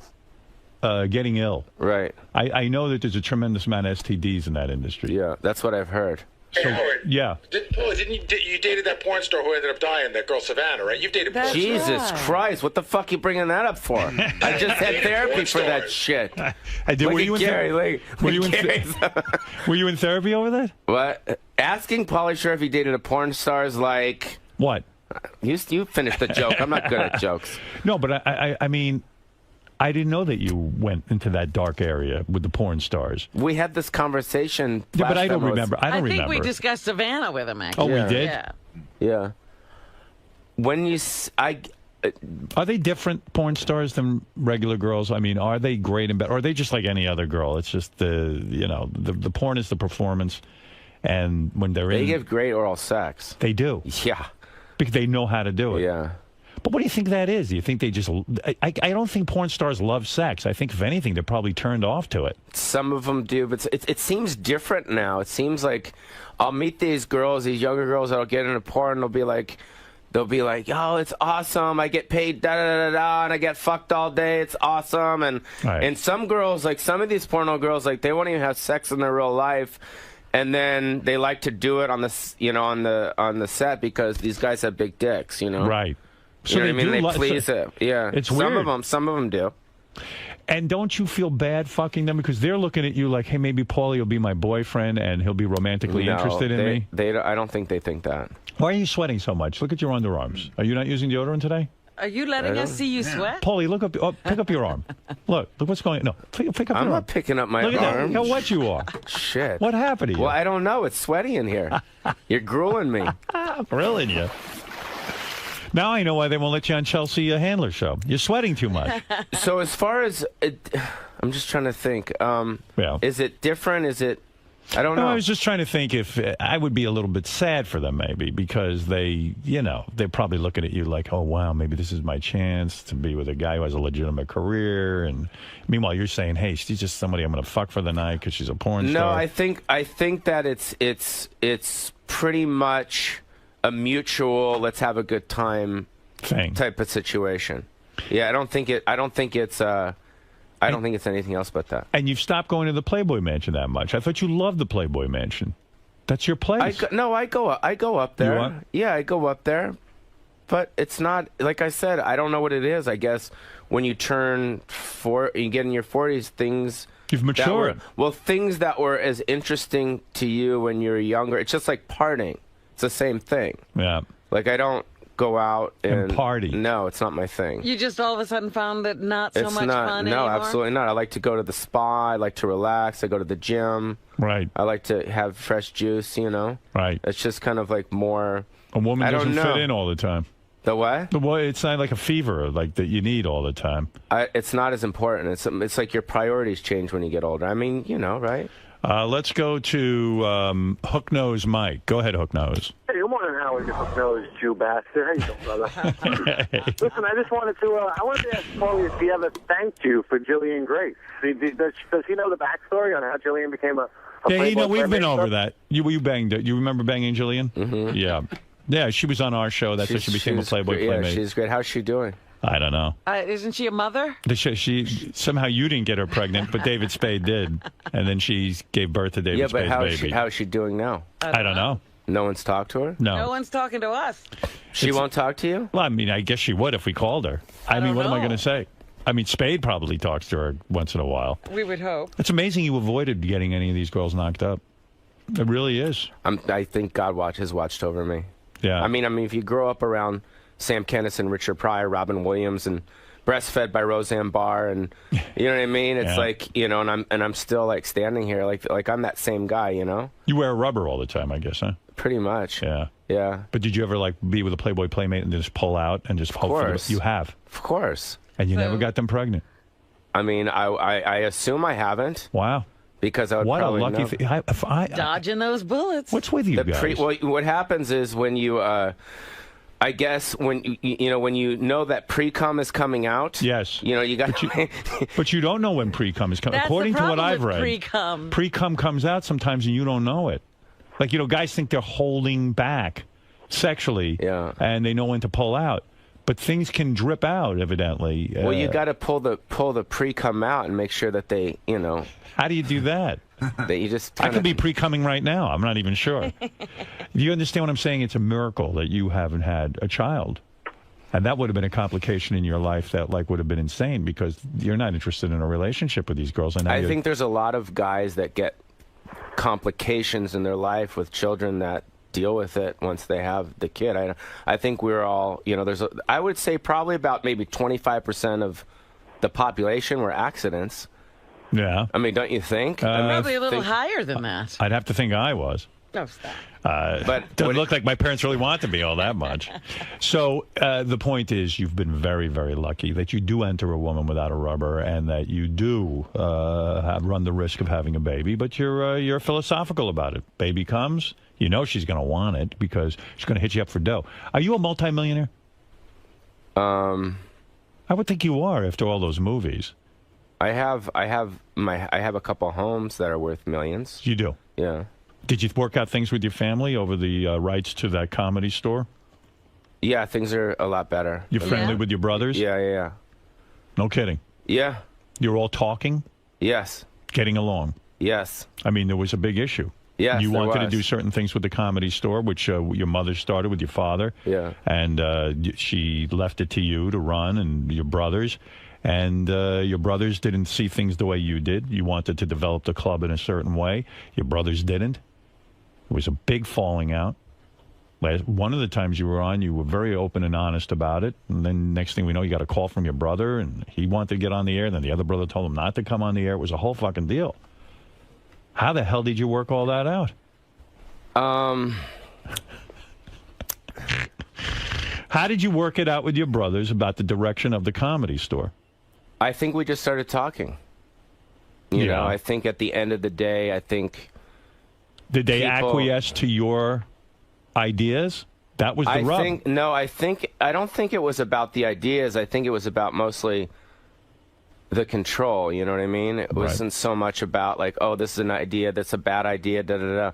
But at the end of the day, the club needs to make money and it's a business, and at the end of the day, there's a lot of people I think that are in businesses that get along and don't get along. And I think that we just need to start thinking about the business. You're being very philosophical. You're not telling us who's running the club. I'm not running the club. So what happened? Why are you not running the club? Well, one of my brothers is running the club. And he's so in charge of you it right even now. said to me, you were the one who was successful in show business. You're the successful comedian. You're the one who had success in movies. Wouldn't it make logical sense that you run the club? I mean, have they been successful in comedy? No. So that was your gripe. So somehow you just said, fuck it. You gave up. No, we're working together on it right now. So they listen to you, is what you're saying. Well, yeah, it's like What happens when they don't listen? Well, it's almost like eventually people start talking, right, in any relationship, and we just started talking. And are you friendly with them again? Yeah, that's you what go I'm over their saying. homes. No, but we have dinners like with my mom, and my mom just had her birthday, and we all kind of had dinner together. So. And you all get together and speak. Yes. And you have each other's phone numbers and you talk. Yes. Wow, big doings there. I never thought I'd see that. Yeah. Wow.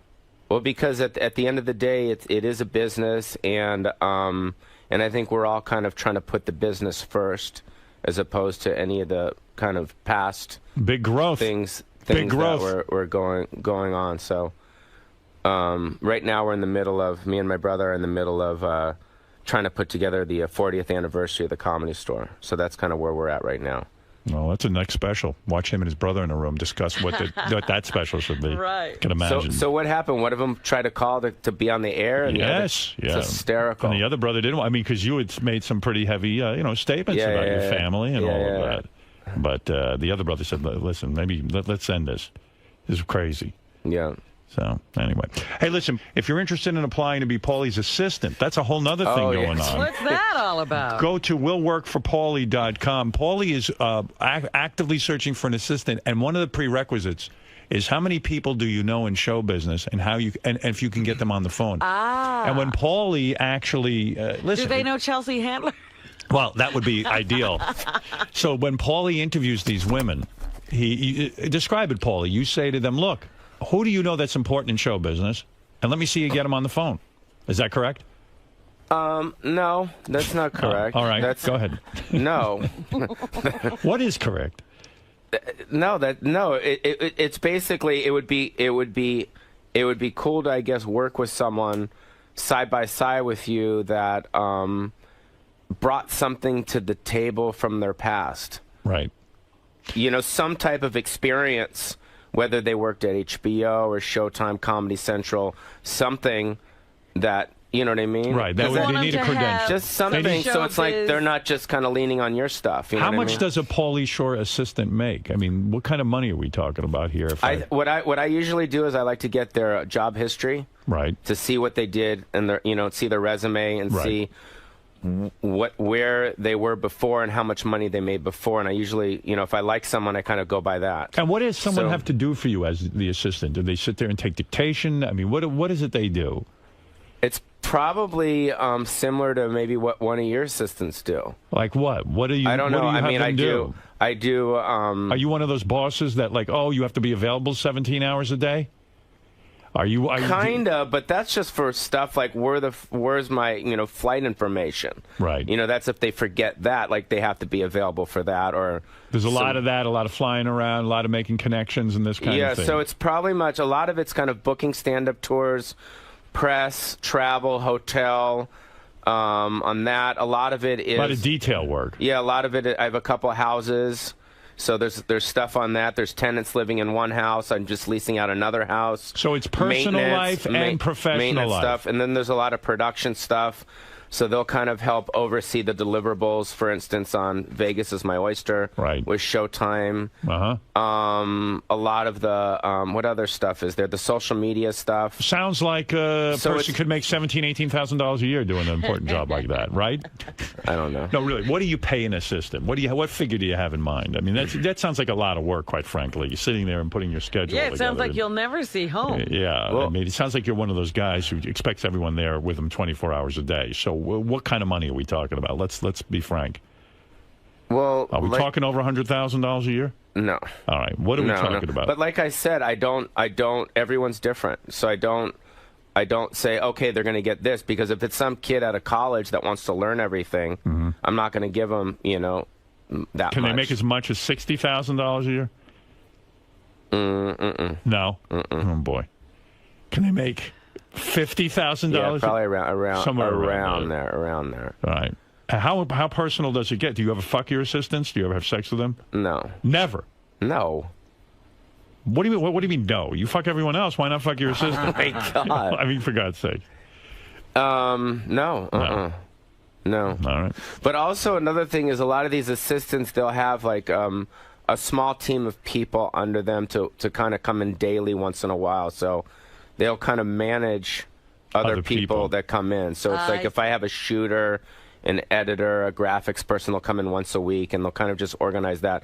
So the assistant's job is really to kind of manage my stuff, but kind of oversee a small team of people. All right, sounds like a lot of work. At $50,000, you got to really earn your keep with the 𝗛cie Show organization. Well, I mean, at the end of the day, you know, if it's not a financial thing, then they're learning a lot of stuff. So. All right. Well, sounds like you need an illegal alien is what you're really looking for, honestly, but we'll see. Would you have a male assistant? Or would most of my assistants are male. Oh, most of them are men? Yeah. That's why you probably don't fuck them. I get it. So what do you think about being my personal assistant? About who? Anyone. Do you think it would be something good for someone, or? I mean, excluding the money situation? The personal assistant thing is very funny to me because I think some people expect that person to become everything to them. And you know what I'm saying? Like, yeah, I don't know what kind of boss you are, but there are certain guys who think for $50,000 a year you own that person and you should have them around you 24/7. And really, you know, that's not fair. Yeah, but I'm out of town, like, you know, I'll be out of town like 3 weeks a month. I'm always on the road. I see. So it's like they're, you know what I mean? But they can't be available to you all the time. You understand? No, I mean, yeah. I mean, I don't need it as long as they do their job and they give me their stuff. It's not like I'm going to call them up and go, get me some cough syrup. Right. You know, so it's not like that. It's pretty well traveling defined. With you, No. No, I think it could be a good deal. No. Yeah, I mean, I think it might be fun. You know, who knows? I mean, what do I know? All right, anyway, 𝗛cie, it's good to see you. Nice to see you. Yep. Give up the Chelsea handler thing. Just let it go. Let go of that. Yeah, I just... So she doesn't have you on. Who cares? All right. You know, there's other shows. You come here. You're welcome here. What's the matter, man? You all right? Nothing. I'm okay. Yeah. I don't know, man. You seem a little weird today. Like something's bothering you. I don't know. Are we going to find out something when you leave? Something going on in your life you want to tell me about? Like what? I don't know. I'm getting a vibe that there's something on your mind you want to tell me about. You seem depressed. No, I'm okay. No, something happened. I can feel it. Really? Yeah. Someone's pregnant. Oh, God. Oh, yeah.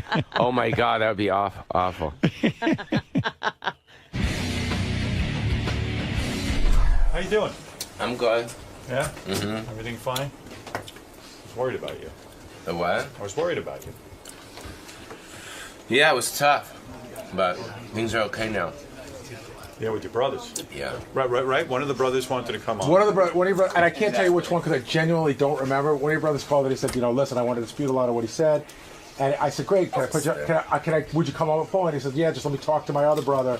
And then he called me back the next day, or I called him and he said, you know what, lawyer said if this isn't a good idea, I'm just going to lay low. Right. So I'm glad it worked out. Yeah, you got it all straightened out. Yeah. Sounds like it's kind of straightened out. No, it's definitely around the corner. Right. But it's not like what it was. It's not what it was at all. Right. Like would you go? Would they say, hey, come on over for Thanksgiving, or it's not there yet? Yeah. Oh, Yeah. Well, that's good. Yeah. That sucks when it's not comfortable with your family. Good to see you. Yeah, thanks. Thank you for coming in again. Thank you. Thanks all right. for coming in. Thanks. Later, Can I take a quick picture of you, Paulie? Here, 10, Howard. I'll take one more. Awesome. Thank you very much. Later, guys. See you later, Paulie. All right, what is it?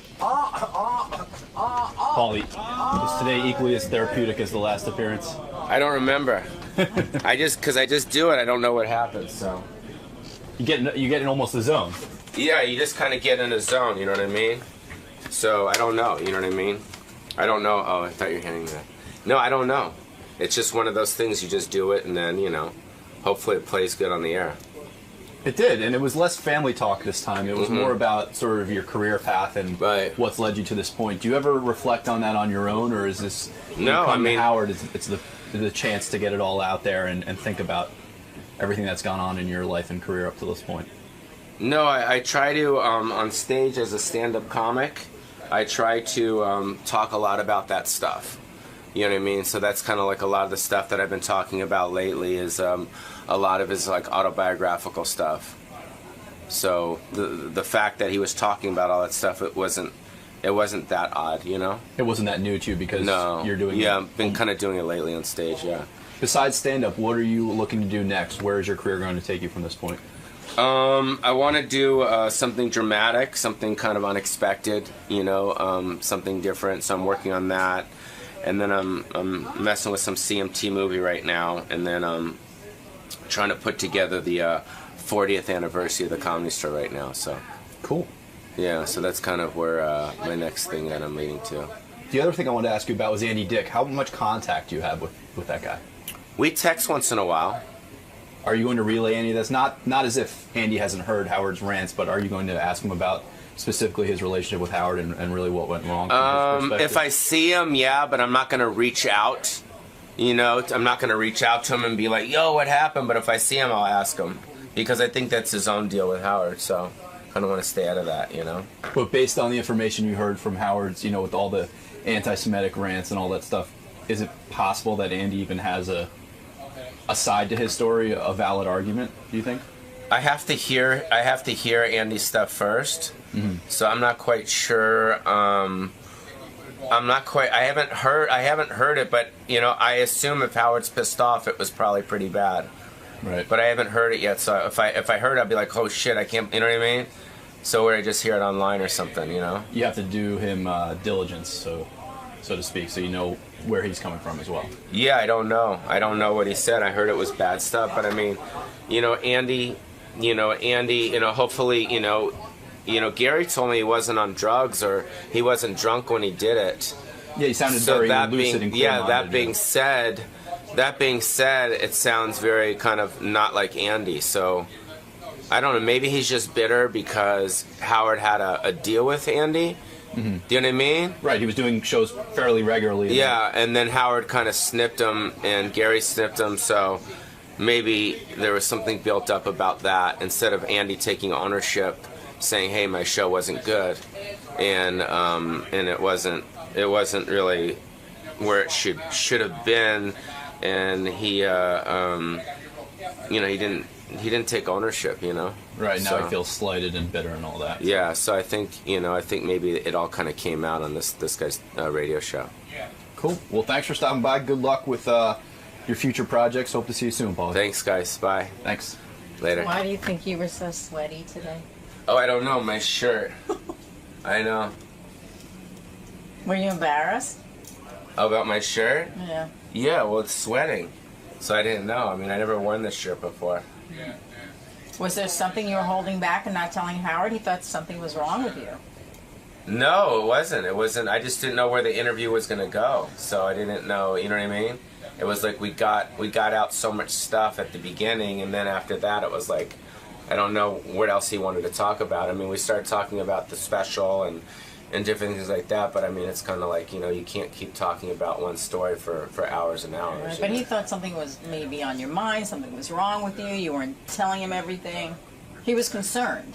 Yeah, no, I am pretty much honest with him. Okay. I didn't say any, there's anything that, you know what I mean? So you're okay? Yeah, everything's cool. All right. Yeah. Good. Thank you, sir. Thanks, Paulie. Bye, guys. Thanks. Good seeing you, man. Later, man. Bye. Later. Peace. This is the best of the wrap-up show. A recap and behind-the-scenes look with John High and Gary Dell'Abate. The best of the wrap-up show begins now. Whoa, whoa, whoa. Stop the clock. On Tuesday's wrap-up show, I dish all the details on what happened when me and Ronnie went to Vegas and how he came up with his new catchphrase. You don't want to miss it. Check it out.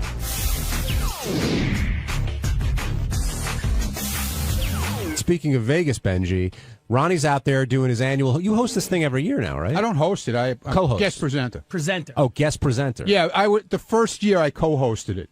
And then they started using comedians after that. So how many years is this been for you? That was the fourth. This is the fourth year. Fourth year. All right. So you're doing Exotic Dance Awards. Okay, but other than that, you're doing other stuff for Gange and Howard TV. There's a convention during the day, Right. And Ronnie has to appear Gentlemen's at the Club Rick's, convention. Right, Gentlemen's Club, and Ronnie appears at the Rick's Cabaret booth. So, like, what goes on at a Gentleman's Club convention? So you go there, and so there's a Rick's booth, and what do you do at the Rick's booth? Pretty much you just hang around and say hello to people. But why would somebody go to the Rick's booth? Like somebody thinking about being a franchisee? Yeah, Yes. exactly. And what happens is at this convention, there's everything from like people selling couches for clubs, people selling like liquid floors, Poles, lingerie. lights, Is there like a everything, funny yeah. money distributor? Or? No, but there's like wristband distributors. There's like everything that everything you can think of. Liquor Yeah, companies. liquor They give out companies. samples. All I right. mean, Yeah. Now, did you say stop the clock off the top of your head, or was Gange telling you to say stop the well, clock? I said it, and then he said, "Gee, that's a cool new catchphrase. Keep using it." But Ronnie, okay, at that point, But he right? used it multiple But times. I've used it before. Hold on, at that point, Okay. because I don't know what your relationship with Gange is. Do you stop and you go, wait a minute? Gange told me that's good. Is he fucking with me, or is it really good? You don't know because the way he tells you, it sounds like it's good. But that means he's good at what he does. Yeah, I guess it is. I guess he is good what he does, little fuck. So at the moment, are you thinking I got another topless here? Like I've got something else I could. Well, that's the way Gange makes you feel. So know? that's what you thought. Yeah, well, now I realize what he did. And Gange, you know, he's making a TV show is what he's making. Some, like I hang out with Ronnie a lot, so he'll say things, and I'll be like, "Oh, Ronnie, that's great!" Like, and I really like pump him up, and I'll be like, Such a "Ronnie, woman. that's the way to do it." Like, "Oh, you should definitely do that." And I like because I know I'm like, and I just can't wait to get the camera going so I can get it on tape. Well, there are a couple of things that I noticed this morning. The first thing is, I think Gange's like a funny guy, but to me, on the air this morning, he was like on fire funny. Like he's never been funnier. Yeah. And you seem to be his muse. It's when he mixes it up with you, he was like banging away. I know. Otherwise, he's a stale fucking piece of bread. The other thing is, I'm shocked that like you were yelling at him this morning. You were so surprised, and I go, wait a minute, wasn't it a mere 6 months ago that Ronnie was on the air giving Gange's eating schedule and busting Gange's ball? Exactly. So I thought it was funny that you were so irritated when you guys give it back to each other. Dude, he put up a thing on Twitter the other day. A platter of mozzarella. Did you see it? Did No. you follow him? I didn't see it. He puts up a platter that he ate for dinner of mozzarella and tomato and peppers and all kinds of crap. He goes, "This is my dinner. It was so good." This huge platter. He ate this whole thing by himself. So you're saying that platter's his hot chick of the week? Yeah, that's his hot chick of the week. Believe me. Let's get back to whoa, stop the clock. Whoa, stop the clock. And that was my favorite part of this whole thing was I by accident just said stop the clock at one point, just goofing around, and he goes, no. It's whoa, stop the clock. Yeah, right. Like, he Don't mess stopped up my to thing, man. To correct me that I got his catchphrase wrong. So when you go to the Gentlemen's Club convention, I hang out at the booth for a little while, say hello to people. We have girls there, and we hang around with them. There's photographers come around, take pictures, and then I'll go around with Gange, and we'll like do interviews, or we'll just go around scouting out the whole thing, see what's going on, say hello to people. And it's a convention. How deep are you into the culture in the sense that like if the show ended and you could put up the money, would you ever like say you wanted to move to Phoenix, Arizona? Would you ever open a Rick's?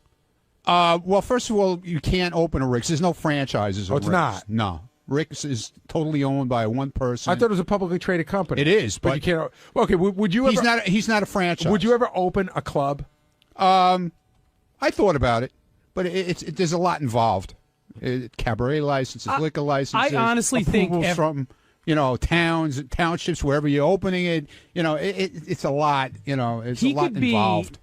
Like a consultant. Like, he could definitely be hired as a strip club consultant. Like, if he wanted to go that route. That's great. He That's not a bad idea. Hot girls. Like, fly me in. I got to tell you. Because they all listen. Like, a lot of times Ronnie was, like, giving advice. Like, I mean, I can't remember. Oh, like, he had a really good one, too. Dude, and I can't remember what it was. At the Best Buy. With the Best Buy machine, like the Best Buy machine. Yeah. You know what? You know when you go in like to the airport and Best Buy has a machine where you could buy like iPods and stuff right in the machine. Well, they had the same type of machine that they want to put in strip clubs where they put what would it vibrators, like stuff like that. Why would I need a vibrator at a strip club? I have no idea, but to put it in all, I don't know where they want to put them. But anyway. This girl Daisy Dukes, who's a porn chick, and she's a really nice girl. They're really nice people, a lot of them. And I said to the guy who invented this machine to put this stuff in, I said, why don't you come up with a miniature Daisy Dukes pussy that vibrates and put it in the machine? He thought it was the greatest idea in the world. Because what guy wouldn't want to be seen in a strip club by no, Daisy Dukes pussy? Yeah, but you stick it in your pocket. You know what I'm saying? You know, guys like Gange, who go home and jerk themselves Imagine off. you go to the party lot, there's like 10 used pussies on the ground. Sounds like you could be a consultant, Ronnie That could may be be a in your consultant. future. He's got advice. Hey, it's Gary 𝗛𝗚, Baba Booey. On Wednesday's wrap-up show, we covered a lot of topics. Jim Brewer was on the show, and we talked about how great he was. And he talked about his dad, and so we talked about what would make Howard cry if anybody on the show died. And that got us into a whole discussion on how religious everyone on the show is. So here's how it happened.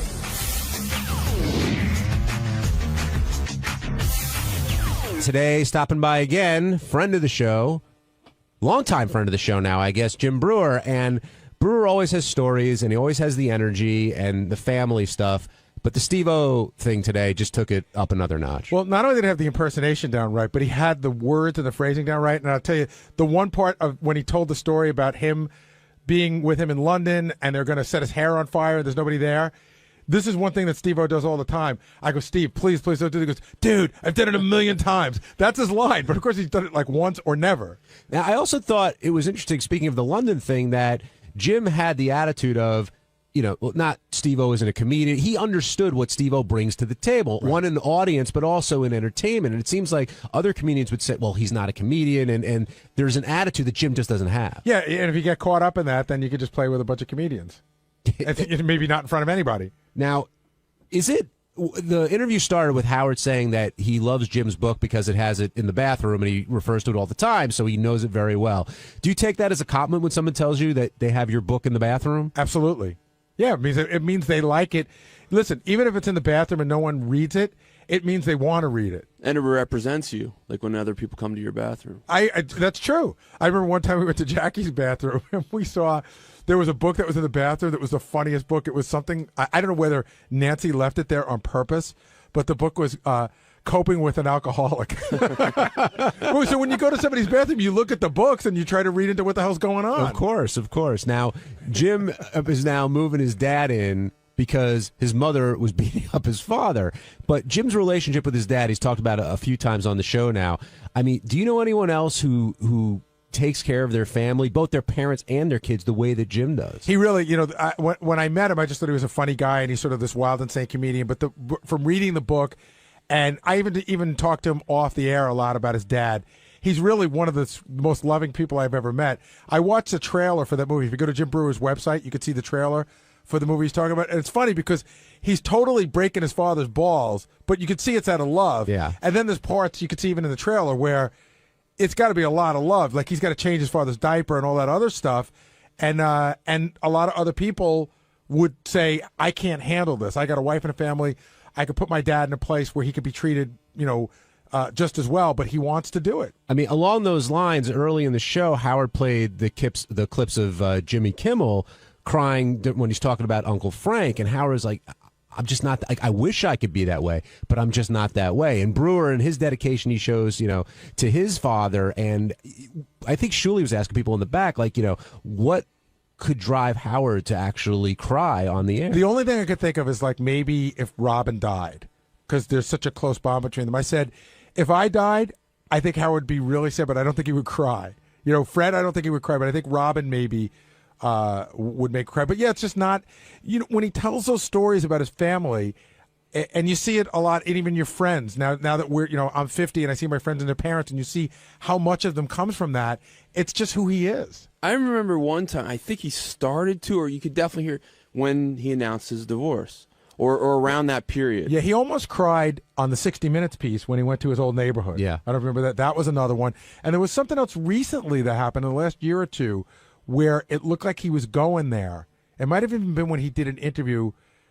And I remember they joked about that he was about to go there, and whoever was interviewing him sort of switched gears, so he was lucky that he didn't. Well, he was on the new CNN guy. You're talking about Piers Morgan? I can't remember. It was one of those shows. And by the way, just to digress for 2 seconds, Uncle Frank on Jimmy's show, one of the nicest guys I ever met. I mean, huge fan of our show, nicest guy in the world. And I said to Howard, like, to me, it's a testament to Jimmy that how awesome it is that you get your own show and you can take your favorite uncle and put him on and put him in sketches and have him be funny. You know, it wasn't like a pity thing that Frank was on. He was funny. No, Jimmy involves a bunch of his family on his show, and you can tell. I know you could put them on because they're in your family. You could put them on because they're entertaining and funny, and Uncle Frank certainly was that. But you could tell how Jimmy feels about his family and the closeness there. Whereas when you hear Howard, I think Howard is extremely close with his father and his mother, even though his dad's very standoffish with certain things emotionally, and his mom, well, his mom's his mom. But I want, unfortunately, and I hope it doesn't happen anytime soon, but his folks are getting older, and if he loses one of them, I think that's going to hit him real hard. I agree. So I said his parents or Robin. I did say when I got interviewed by Shuli, like his parents. But, even watching the trailer from the Brewer movie, like, and I wrote about this in my book. I had the same thing with my father. My father and I, and Jim Brewer says the same thing, we never told each other we loved each other. I never said, Dad, I love you. Well, I probably did, but my father didn't say it back to me. But I never for a second doubted my father's love. It just was, World War II veteran, it's just not his way to say that. And that's just how people can be. What do you remember, like, what your dad would say back when he said, I love you to him? I don't think I said it really to him until he was sick. I might have said it like once. I might have said, hey, Dad, love you. Yeah. And he might have gone, yeah. I don't know, like a grunt. No, or like a grunt. It's just like, it probably made him a little uncomfortable. But you knew the feeling was there. Absolutely. Yeah. It's interesting. Do you tell your dad you love him? Yeah, I do. Yeah. I mean, like my kids and I, we say it all the time. I mean, I almost make it a point to say it to them. Do you kiss them? I do. Where do you kiss them? On the cheek. Okay. It's not to grab a little ass. No, I kiss them on the cheek. They're my kids. Do you say that to your dad? I do. My dad, I love my dad. I'm really close to him. I definitely, and I feel very much loved by him, by both my parents, but it's more something my mom would say back to me than my dad. He's very loving to me and will express loving, but doesn't call me up and say, I love you. No, I don't think very many dads do call up their, I don't know how old you are, but we do son kiss and no, but there are moments in life where it may come up. Huh? Of course, I don't think anybody's dad, I don't call my kids up and go, hey, I love you. Well, I do but that, there are moments but I do that normally whenever I hang up with my parents, like, talk to you later, I love you. What does your dad say? Look forward to talking to you on Thursday. That kind of, no, but it's not like an uncomfortable thing. It's just not as much his style to say, I use it as a goodbye. I think I don't know who put up the note, but I think what drove Howard to almost cry was he was talking about his father being, how proud he was. And that's really what got to him on the TV interview. I think the thing for Howard, too, is it sounds like he and his parents are in such a great place right now, but it might not have been the same place 20 or 25 years ago. And again, having been through this, you get to a place where with your parents, is the older you get, the more you appreciate certain things and forgive certain things and understand certain things. And once you get there, it makes you closer. Well, Jim certainly loves his mom and dad. He makes that very clear. The other thing he talked about a lot was his religiousness, but he wouldn't call it that. And then he talked about, of course, the maid being possessed by the devil, which we'll get to in a second. But would you consider Jim a religious person? I mean, his wife is one thing. I get the impression Jim was raised in a religious background a lot like I was, but the difference is he's married to someone who's super religious, so he has the religious knowledge, but a lot of the religious wife is rubbing off on him, which doesn't make him religious. But there's a fine line between religious and superstitious. He seems to be a little of both. What did you think of the maid being possessed by the devil? I thought that was amusing. I don't think she really was. Well, Jim does, apparently. Benji? He's sort of fence about that. Does he really think she was possessed? You don't think it was a clear case of possession? Like, I didn't get it, but I think it's cool. I don't but I've never heard of cases of possession where I think like, oh, that's a definitive case of possession, Who do you think the most religious person is around here on our main staff? Well, overtly or in reality? Both. Because overtly, I'm going to go with Sal. Sal's one of those guys who I don't think is very religious, but, was beaten down as a kid like a Catholic. So he's like, oh, you can't say this, you can't say that, you got to do this, you got to do that. The most religious person here, see, Benji's proud of his Judaism, but I don't know that necessarily makes him religious. I don't know that. Do you consider yourself religious? I'm really interested in it. I'm really interested in is there a God, is there not, that kind of stuff. But I don't have a strong belief. I don't know who is the most religious person here. It's not me. But I do follow some religious practices. I don't know. My vote would be overtly or covertly. My vote's for Sal. I mean, Sal is the only person who he's talked about it before, his beliefs. If it's, I'm real curious because he's so strong opinion about stuff, and I would think he was Steve Brandano. I was an altar boy, but I'm not very religious now. No, but Lisa G's religious. No, she's not. No, no. What about Howard? I mean, Howard, not what I would consider. I put Howard in the Benji category. I don't think Howard doesn't go to temple or anything like that. I think he appreciates the historical aspect of it and the heritage more than the actual religion. Well, I did ask, and it might be out of respect for his parents. I remember once on the air, God forbid, when his dad passed away, would he say the Mourner's Kaddish, which is a very big deal in Judaism to respect someone that's passed away. He said he would. Oh, listen, I went to the funeral of a very close relative recently, and it was this really weird moment because I got up to take communion. I haven't taken communion in 30 years, but I did it out of respect for everybody that was around me. Yeah. There's also a difference between being a traditionalist and being religious. Right. And you brought up Lisa. I think Lisa is more of a traditionalist than she is. Well, she's not. I don't think she's very traditional. Well, I mean, she in terms of observing the holidays and things like that. Oh, you mean she just takes off work when there's a Jewish holiday? No, well, yeah, I guess that's traditionalist in a way. That wasn't referring to that. The weird thing is if you go a little deeper into our group, probably the most religious person here is Ross. He observes a lot. I would say I'm probably, if you're going by practice, I'm more so than him probably. When do you ever practice? I for the most part, I don't eat milk with meat. I'm vegetarian now anyway, mostly, but I wouldn't eat before that. I wouldn't eat milk with meat. I wouldn't eat pork. I wouldn't eat shellfish. Dan and Philly, you're on the wrap-up show. Hey, how you doing, guys? Hey, Dan, what's up? I think Scott the Pace is probably one of the biggest religious nuts. Well, we don't even know what religion is he. He says he's 1/16 Jewish. He's an asshole. That's what kind of religion. No, I don't think he's very religious. Well, it kind of came up with Brewer. What do you do? Do you find religion as is a definitive belief in God? John's question was what I took from it, who's the most traditional religious here, not what your faith is, but Sal, do you think do you find yourself to be very religious? That's a tough question. I don't like going to church. I really don't believe in church. I go through the traditions of it, like Christmas on Christmas Eve and whatnot. But I think religion is just your own personal communication and relationship with God. That's what I think religion is. Does your family go to church every Sunday? No, but we did when we were younger. I used to go with my my Nonna Pizza. That's what we used to call her. So we used to go with her, and she had the saints, the Madonna with the dollar wrapped around it, and she would pray for that. And my mom has a huge picture of Jesus Christ over her bed with big wooden rosary beads hanging down over it. So we're religion. I guess my family's religious in that sense, but I'm not that deep into it. By the way, what Sal's talking about, my mother had them, my grandmother had them, religious statues, and you put. You tape money underneath them. And the only reason I bring that up is that goes back, you have to turn the statue over to put the money under. And that goes back to one of the greatest lines in the history of the show when Pat Cooper's yelling at his mother. And he said, "Mom, you never turned over a statue in your life." That's what he's talking about. And I tell you, as a kid, being at my grandparents' house, I was, especially when the ice cream man came by, I was always tempted to take that money. But my grandmother, always told me, you take that money, something really bad's going to happen to you. You would get bad luck. So what's the difference between that and voodoo? Probably nothing. Voodoo is generally what? I could put a spell on you. Yeah, voodoo's more of an African religion. I think the Madonna with the money is an Italian thing. But you believe in God, right? Yeah, I believe in God. I believe there's something out there. I think there's something that we certainly need to identify with. I think we got here by some reason. I don't, there is. I think we all have a soul. I think there's somebody that we could communicate to. It's just there, and I think it's important to do that.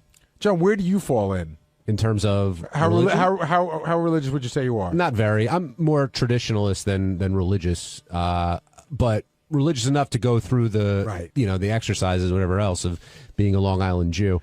My friend used to call it a revolving door Jew. Yes, because you go in for those 2 holidays.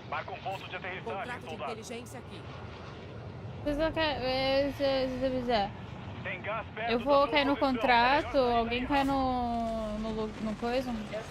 Nossa, não, segura. Onde que vai vir esse loadout aí? Nossa, vai cair um aqui. Eu acho. Tem um time lá embaixo. 2. Vamos segurar. Pra ver o loadout. Mas eu acho que vai cair um aqui e o outro... É, vai cair um por aqui assim. É, e o outro aqui na gente.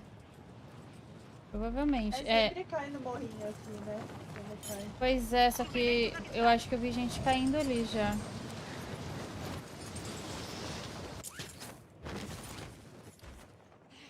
O objetivo principal é eliminar todos os alvos. A Nath morrendo esmagada. Eu vou. Aproveitar enquanto ainda não nerfam ela. Quarta, né? Eu acho que é. Que é mid-season. Aí agora. Vamos lá pra baixo, pô. Tinha que ir o cara pra lá. Mas é que a gente não tem nada, né? Tem 2 carinhas só. Vamos... 5 balas, eu não consigo matar nenhum boneco, porque eu pino tudo. Aqui, ó, cara. Vou apertar do caminhão. Eu vou subir aqui no legado. Pelo menos pegar a placa de munição. Rapaz, mas dá pra ver de longe essa skin, hein? Eu ia falar pra Nath pra gente vir igual de preto. Posso colocar na próxima.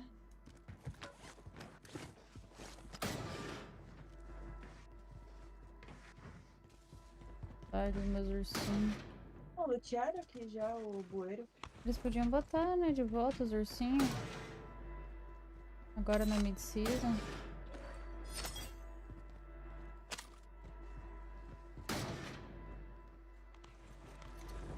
Gás chegando na sua área.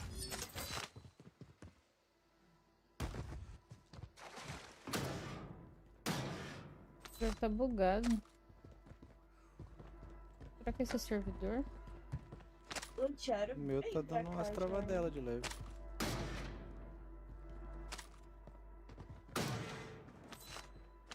Ah, aquela caixa doida aqui, ó. Alvos da caçada Caixa de identificados. munição aliada Acaba aqui. com eles.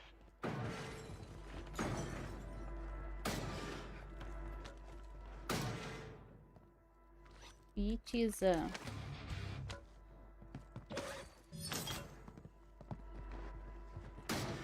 Ó, ganhei uma chave. Do que? É da base? Não. É, não. Só apareceu errado. Filha da puta. Troquei 3 placas por uma placa. Não sentindo. Vou comprar o cara ali na loja da esquerda. Perto do bunker ali. Mas tá dando umas travadinhas, não tá não? Ai, pois é. Onde que é o Recon?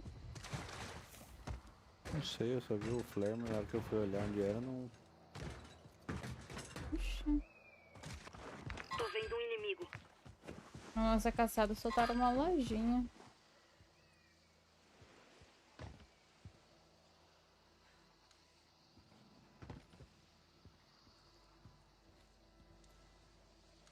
Já lutearam até o posto ali.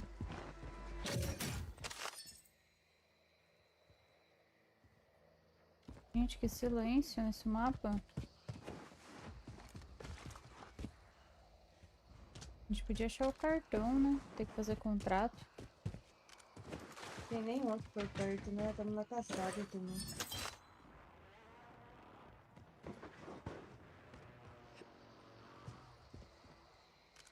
Ah, os caras pegando balão aqui. Inimigo marcado. 2. Indo pra lá. Foram Esqueci lá na isso. loja.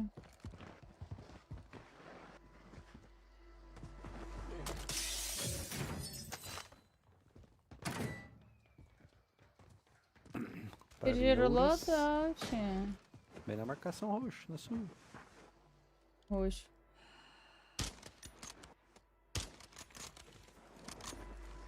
A distância não vai nem fazer cócegas nele. Ele vai lá na loja, quer ver? Eles têm loja lá. Estão indo direita. Estão na amarela já. Eles estão passando pro prédio aqui, ó. Hostil localizado. Passou 3 já. O terceiro vai passar. Indo Dá pra pra minha tentar marcação. combar. Tem shield. Vamos subir esse prédio aqui. Apesar que o deles é mais alto. Soltaram o Gange ou o cocô de cabrito. Gás chegando. Nova zona segura localizada. Derrubei um. A gente perdeu o alvo. Contrato da caçada falhou. Jogando termita! Tem cara na direita também, viu?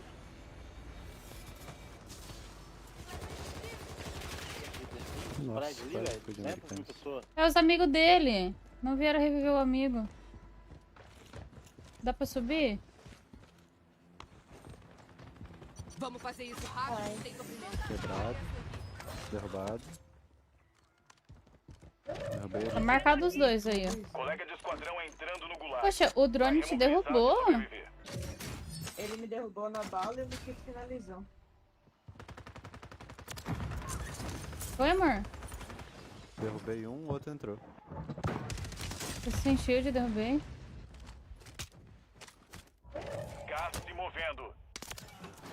E morreu. Nossa, eu nunca tinha finalizado com esse coelhinho. Minha arma tá bugada pra Dá uma carregar. chave de braço. Às vezes ela não faz animação. Qual é a coisa? Supere. Se você descarrega totalmente o pente, ela não faz animação mesmo. Eu tava achando que era lag já. Não, é bug. Mas é só quando descarrega todinho. Ô, Nath, eu tenho um vale gulag, pode cair no teu loot. Tá. Eu vou dropar o vale gulag no chão aqui, do outro lado. Você comprou ela? E morreu. Comprou. Quem é que Eu não morreu? tô. Meu jogo não tá dando os avisos. Ah. Pega isso se precisar. No som. Salve, Só Guzula. tiro, né? Tem placa? Entra no meu Discord aí, Guzula.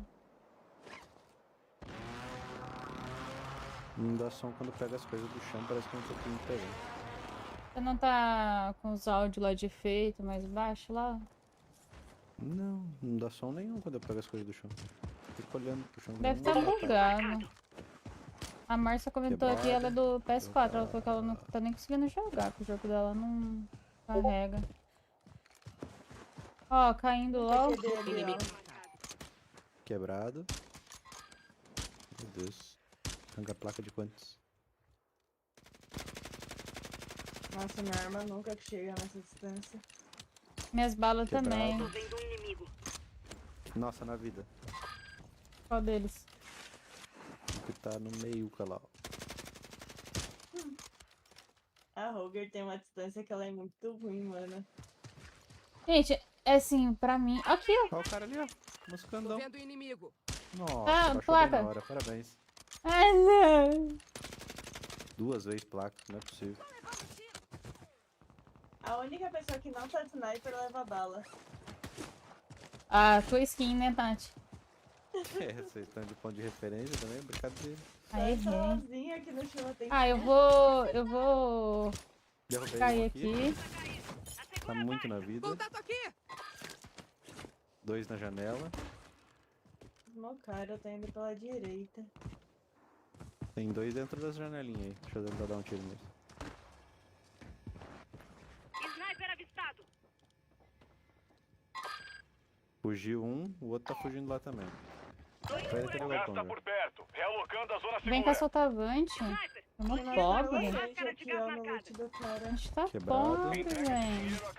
Ah, obrigada, jogo. A gente tá pobre. Entrega de dinheiro a caminho. Quebrei um. Eles estão... Nossa. Tá tratando comigo, eu tô na ainda. Nossa, no... Tirando do outro, do sniper. Vem, Nath. Nossa, marquei ele. Um fugiu.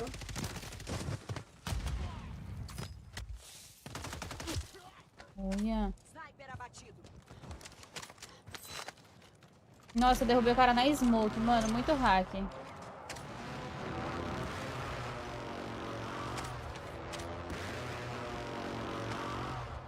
Eu peguei o quê? Ah, vou segurar.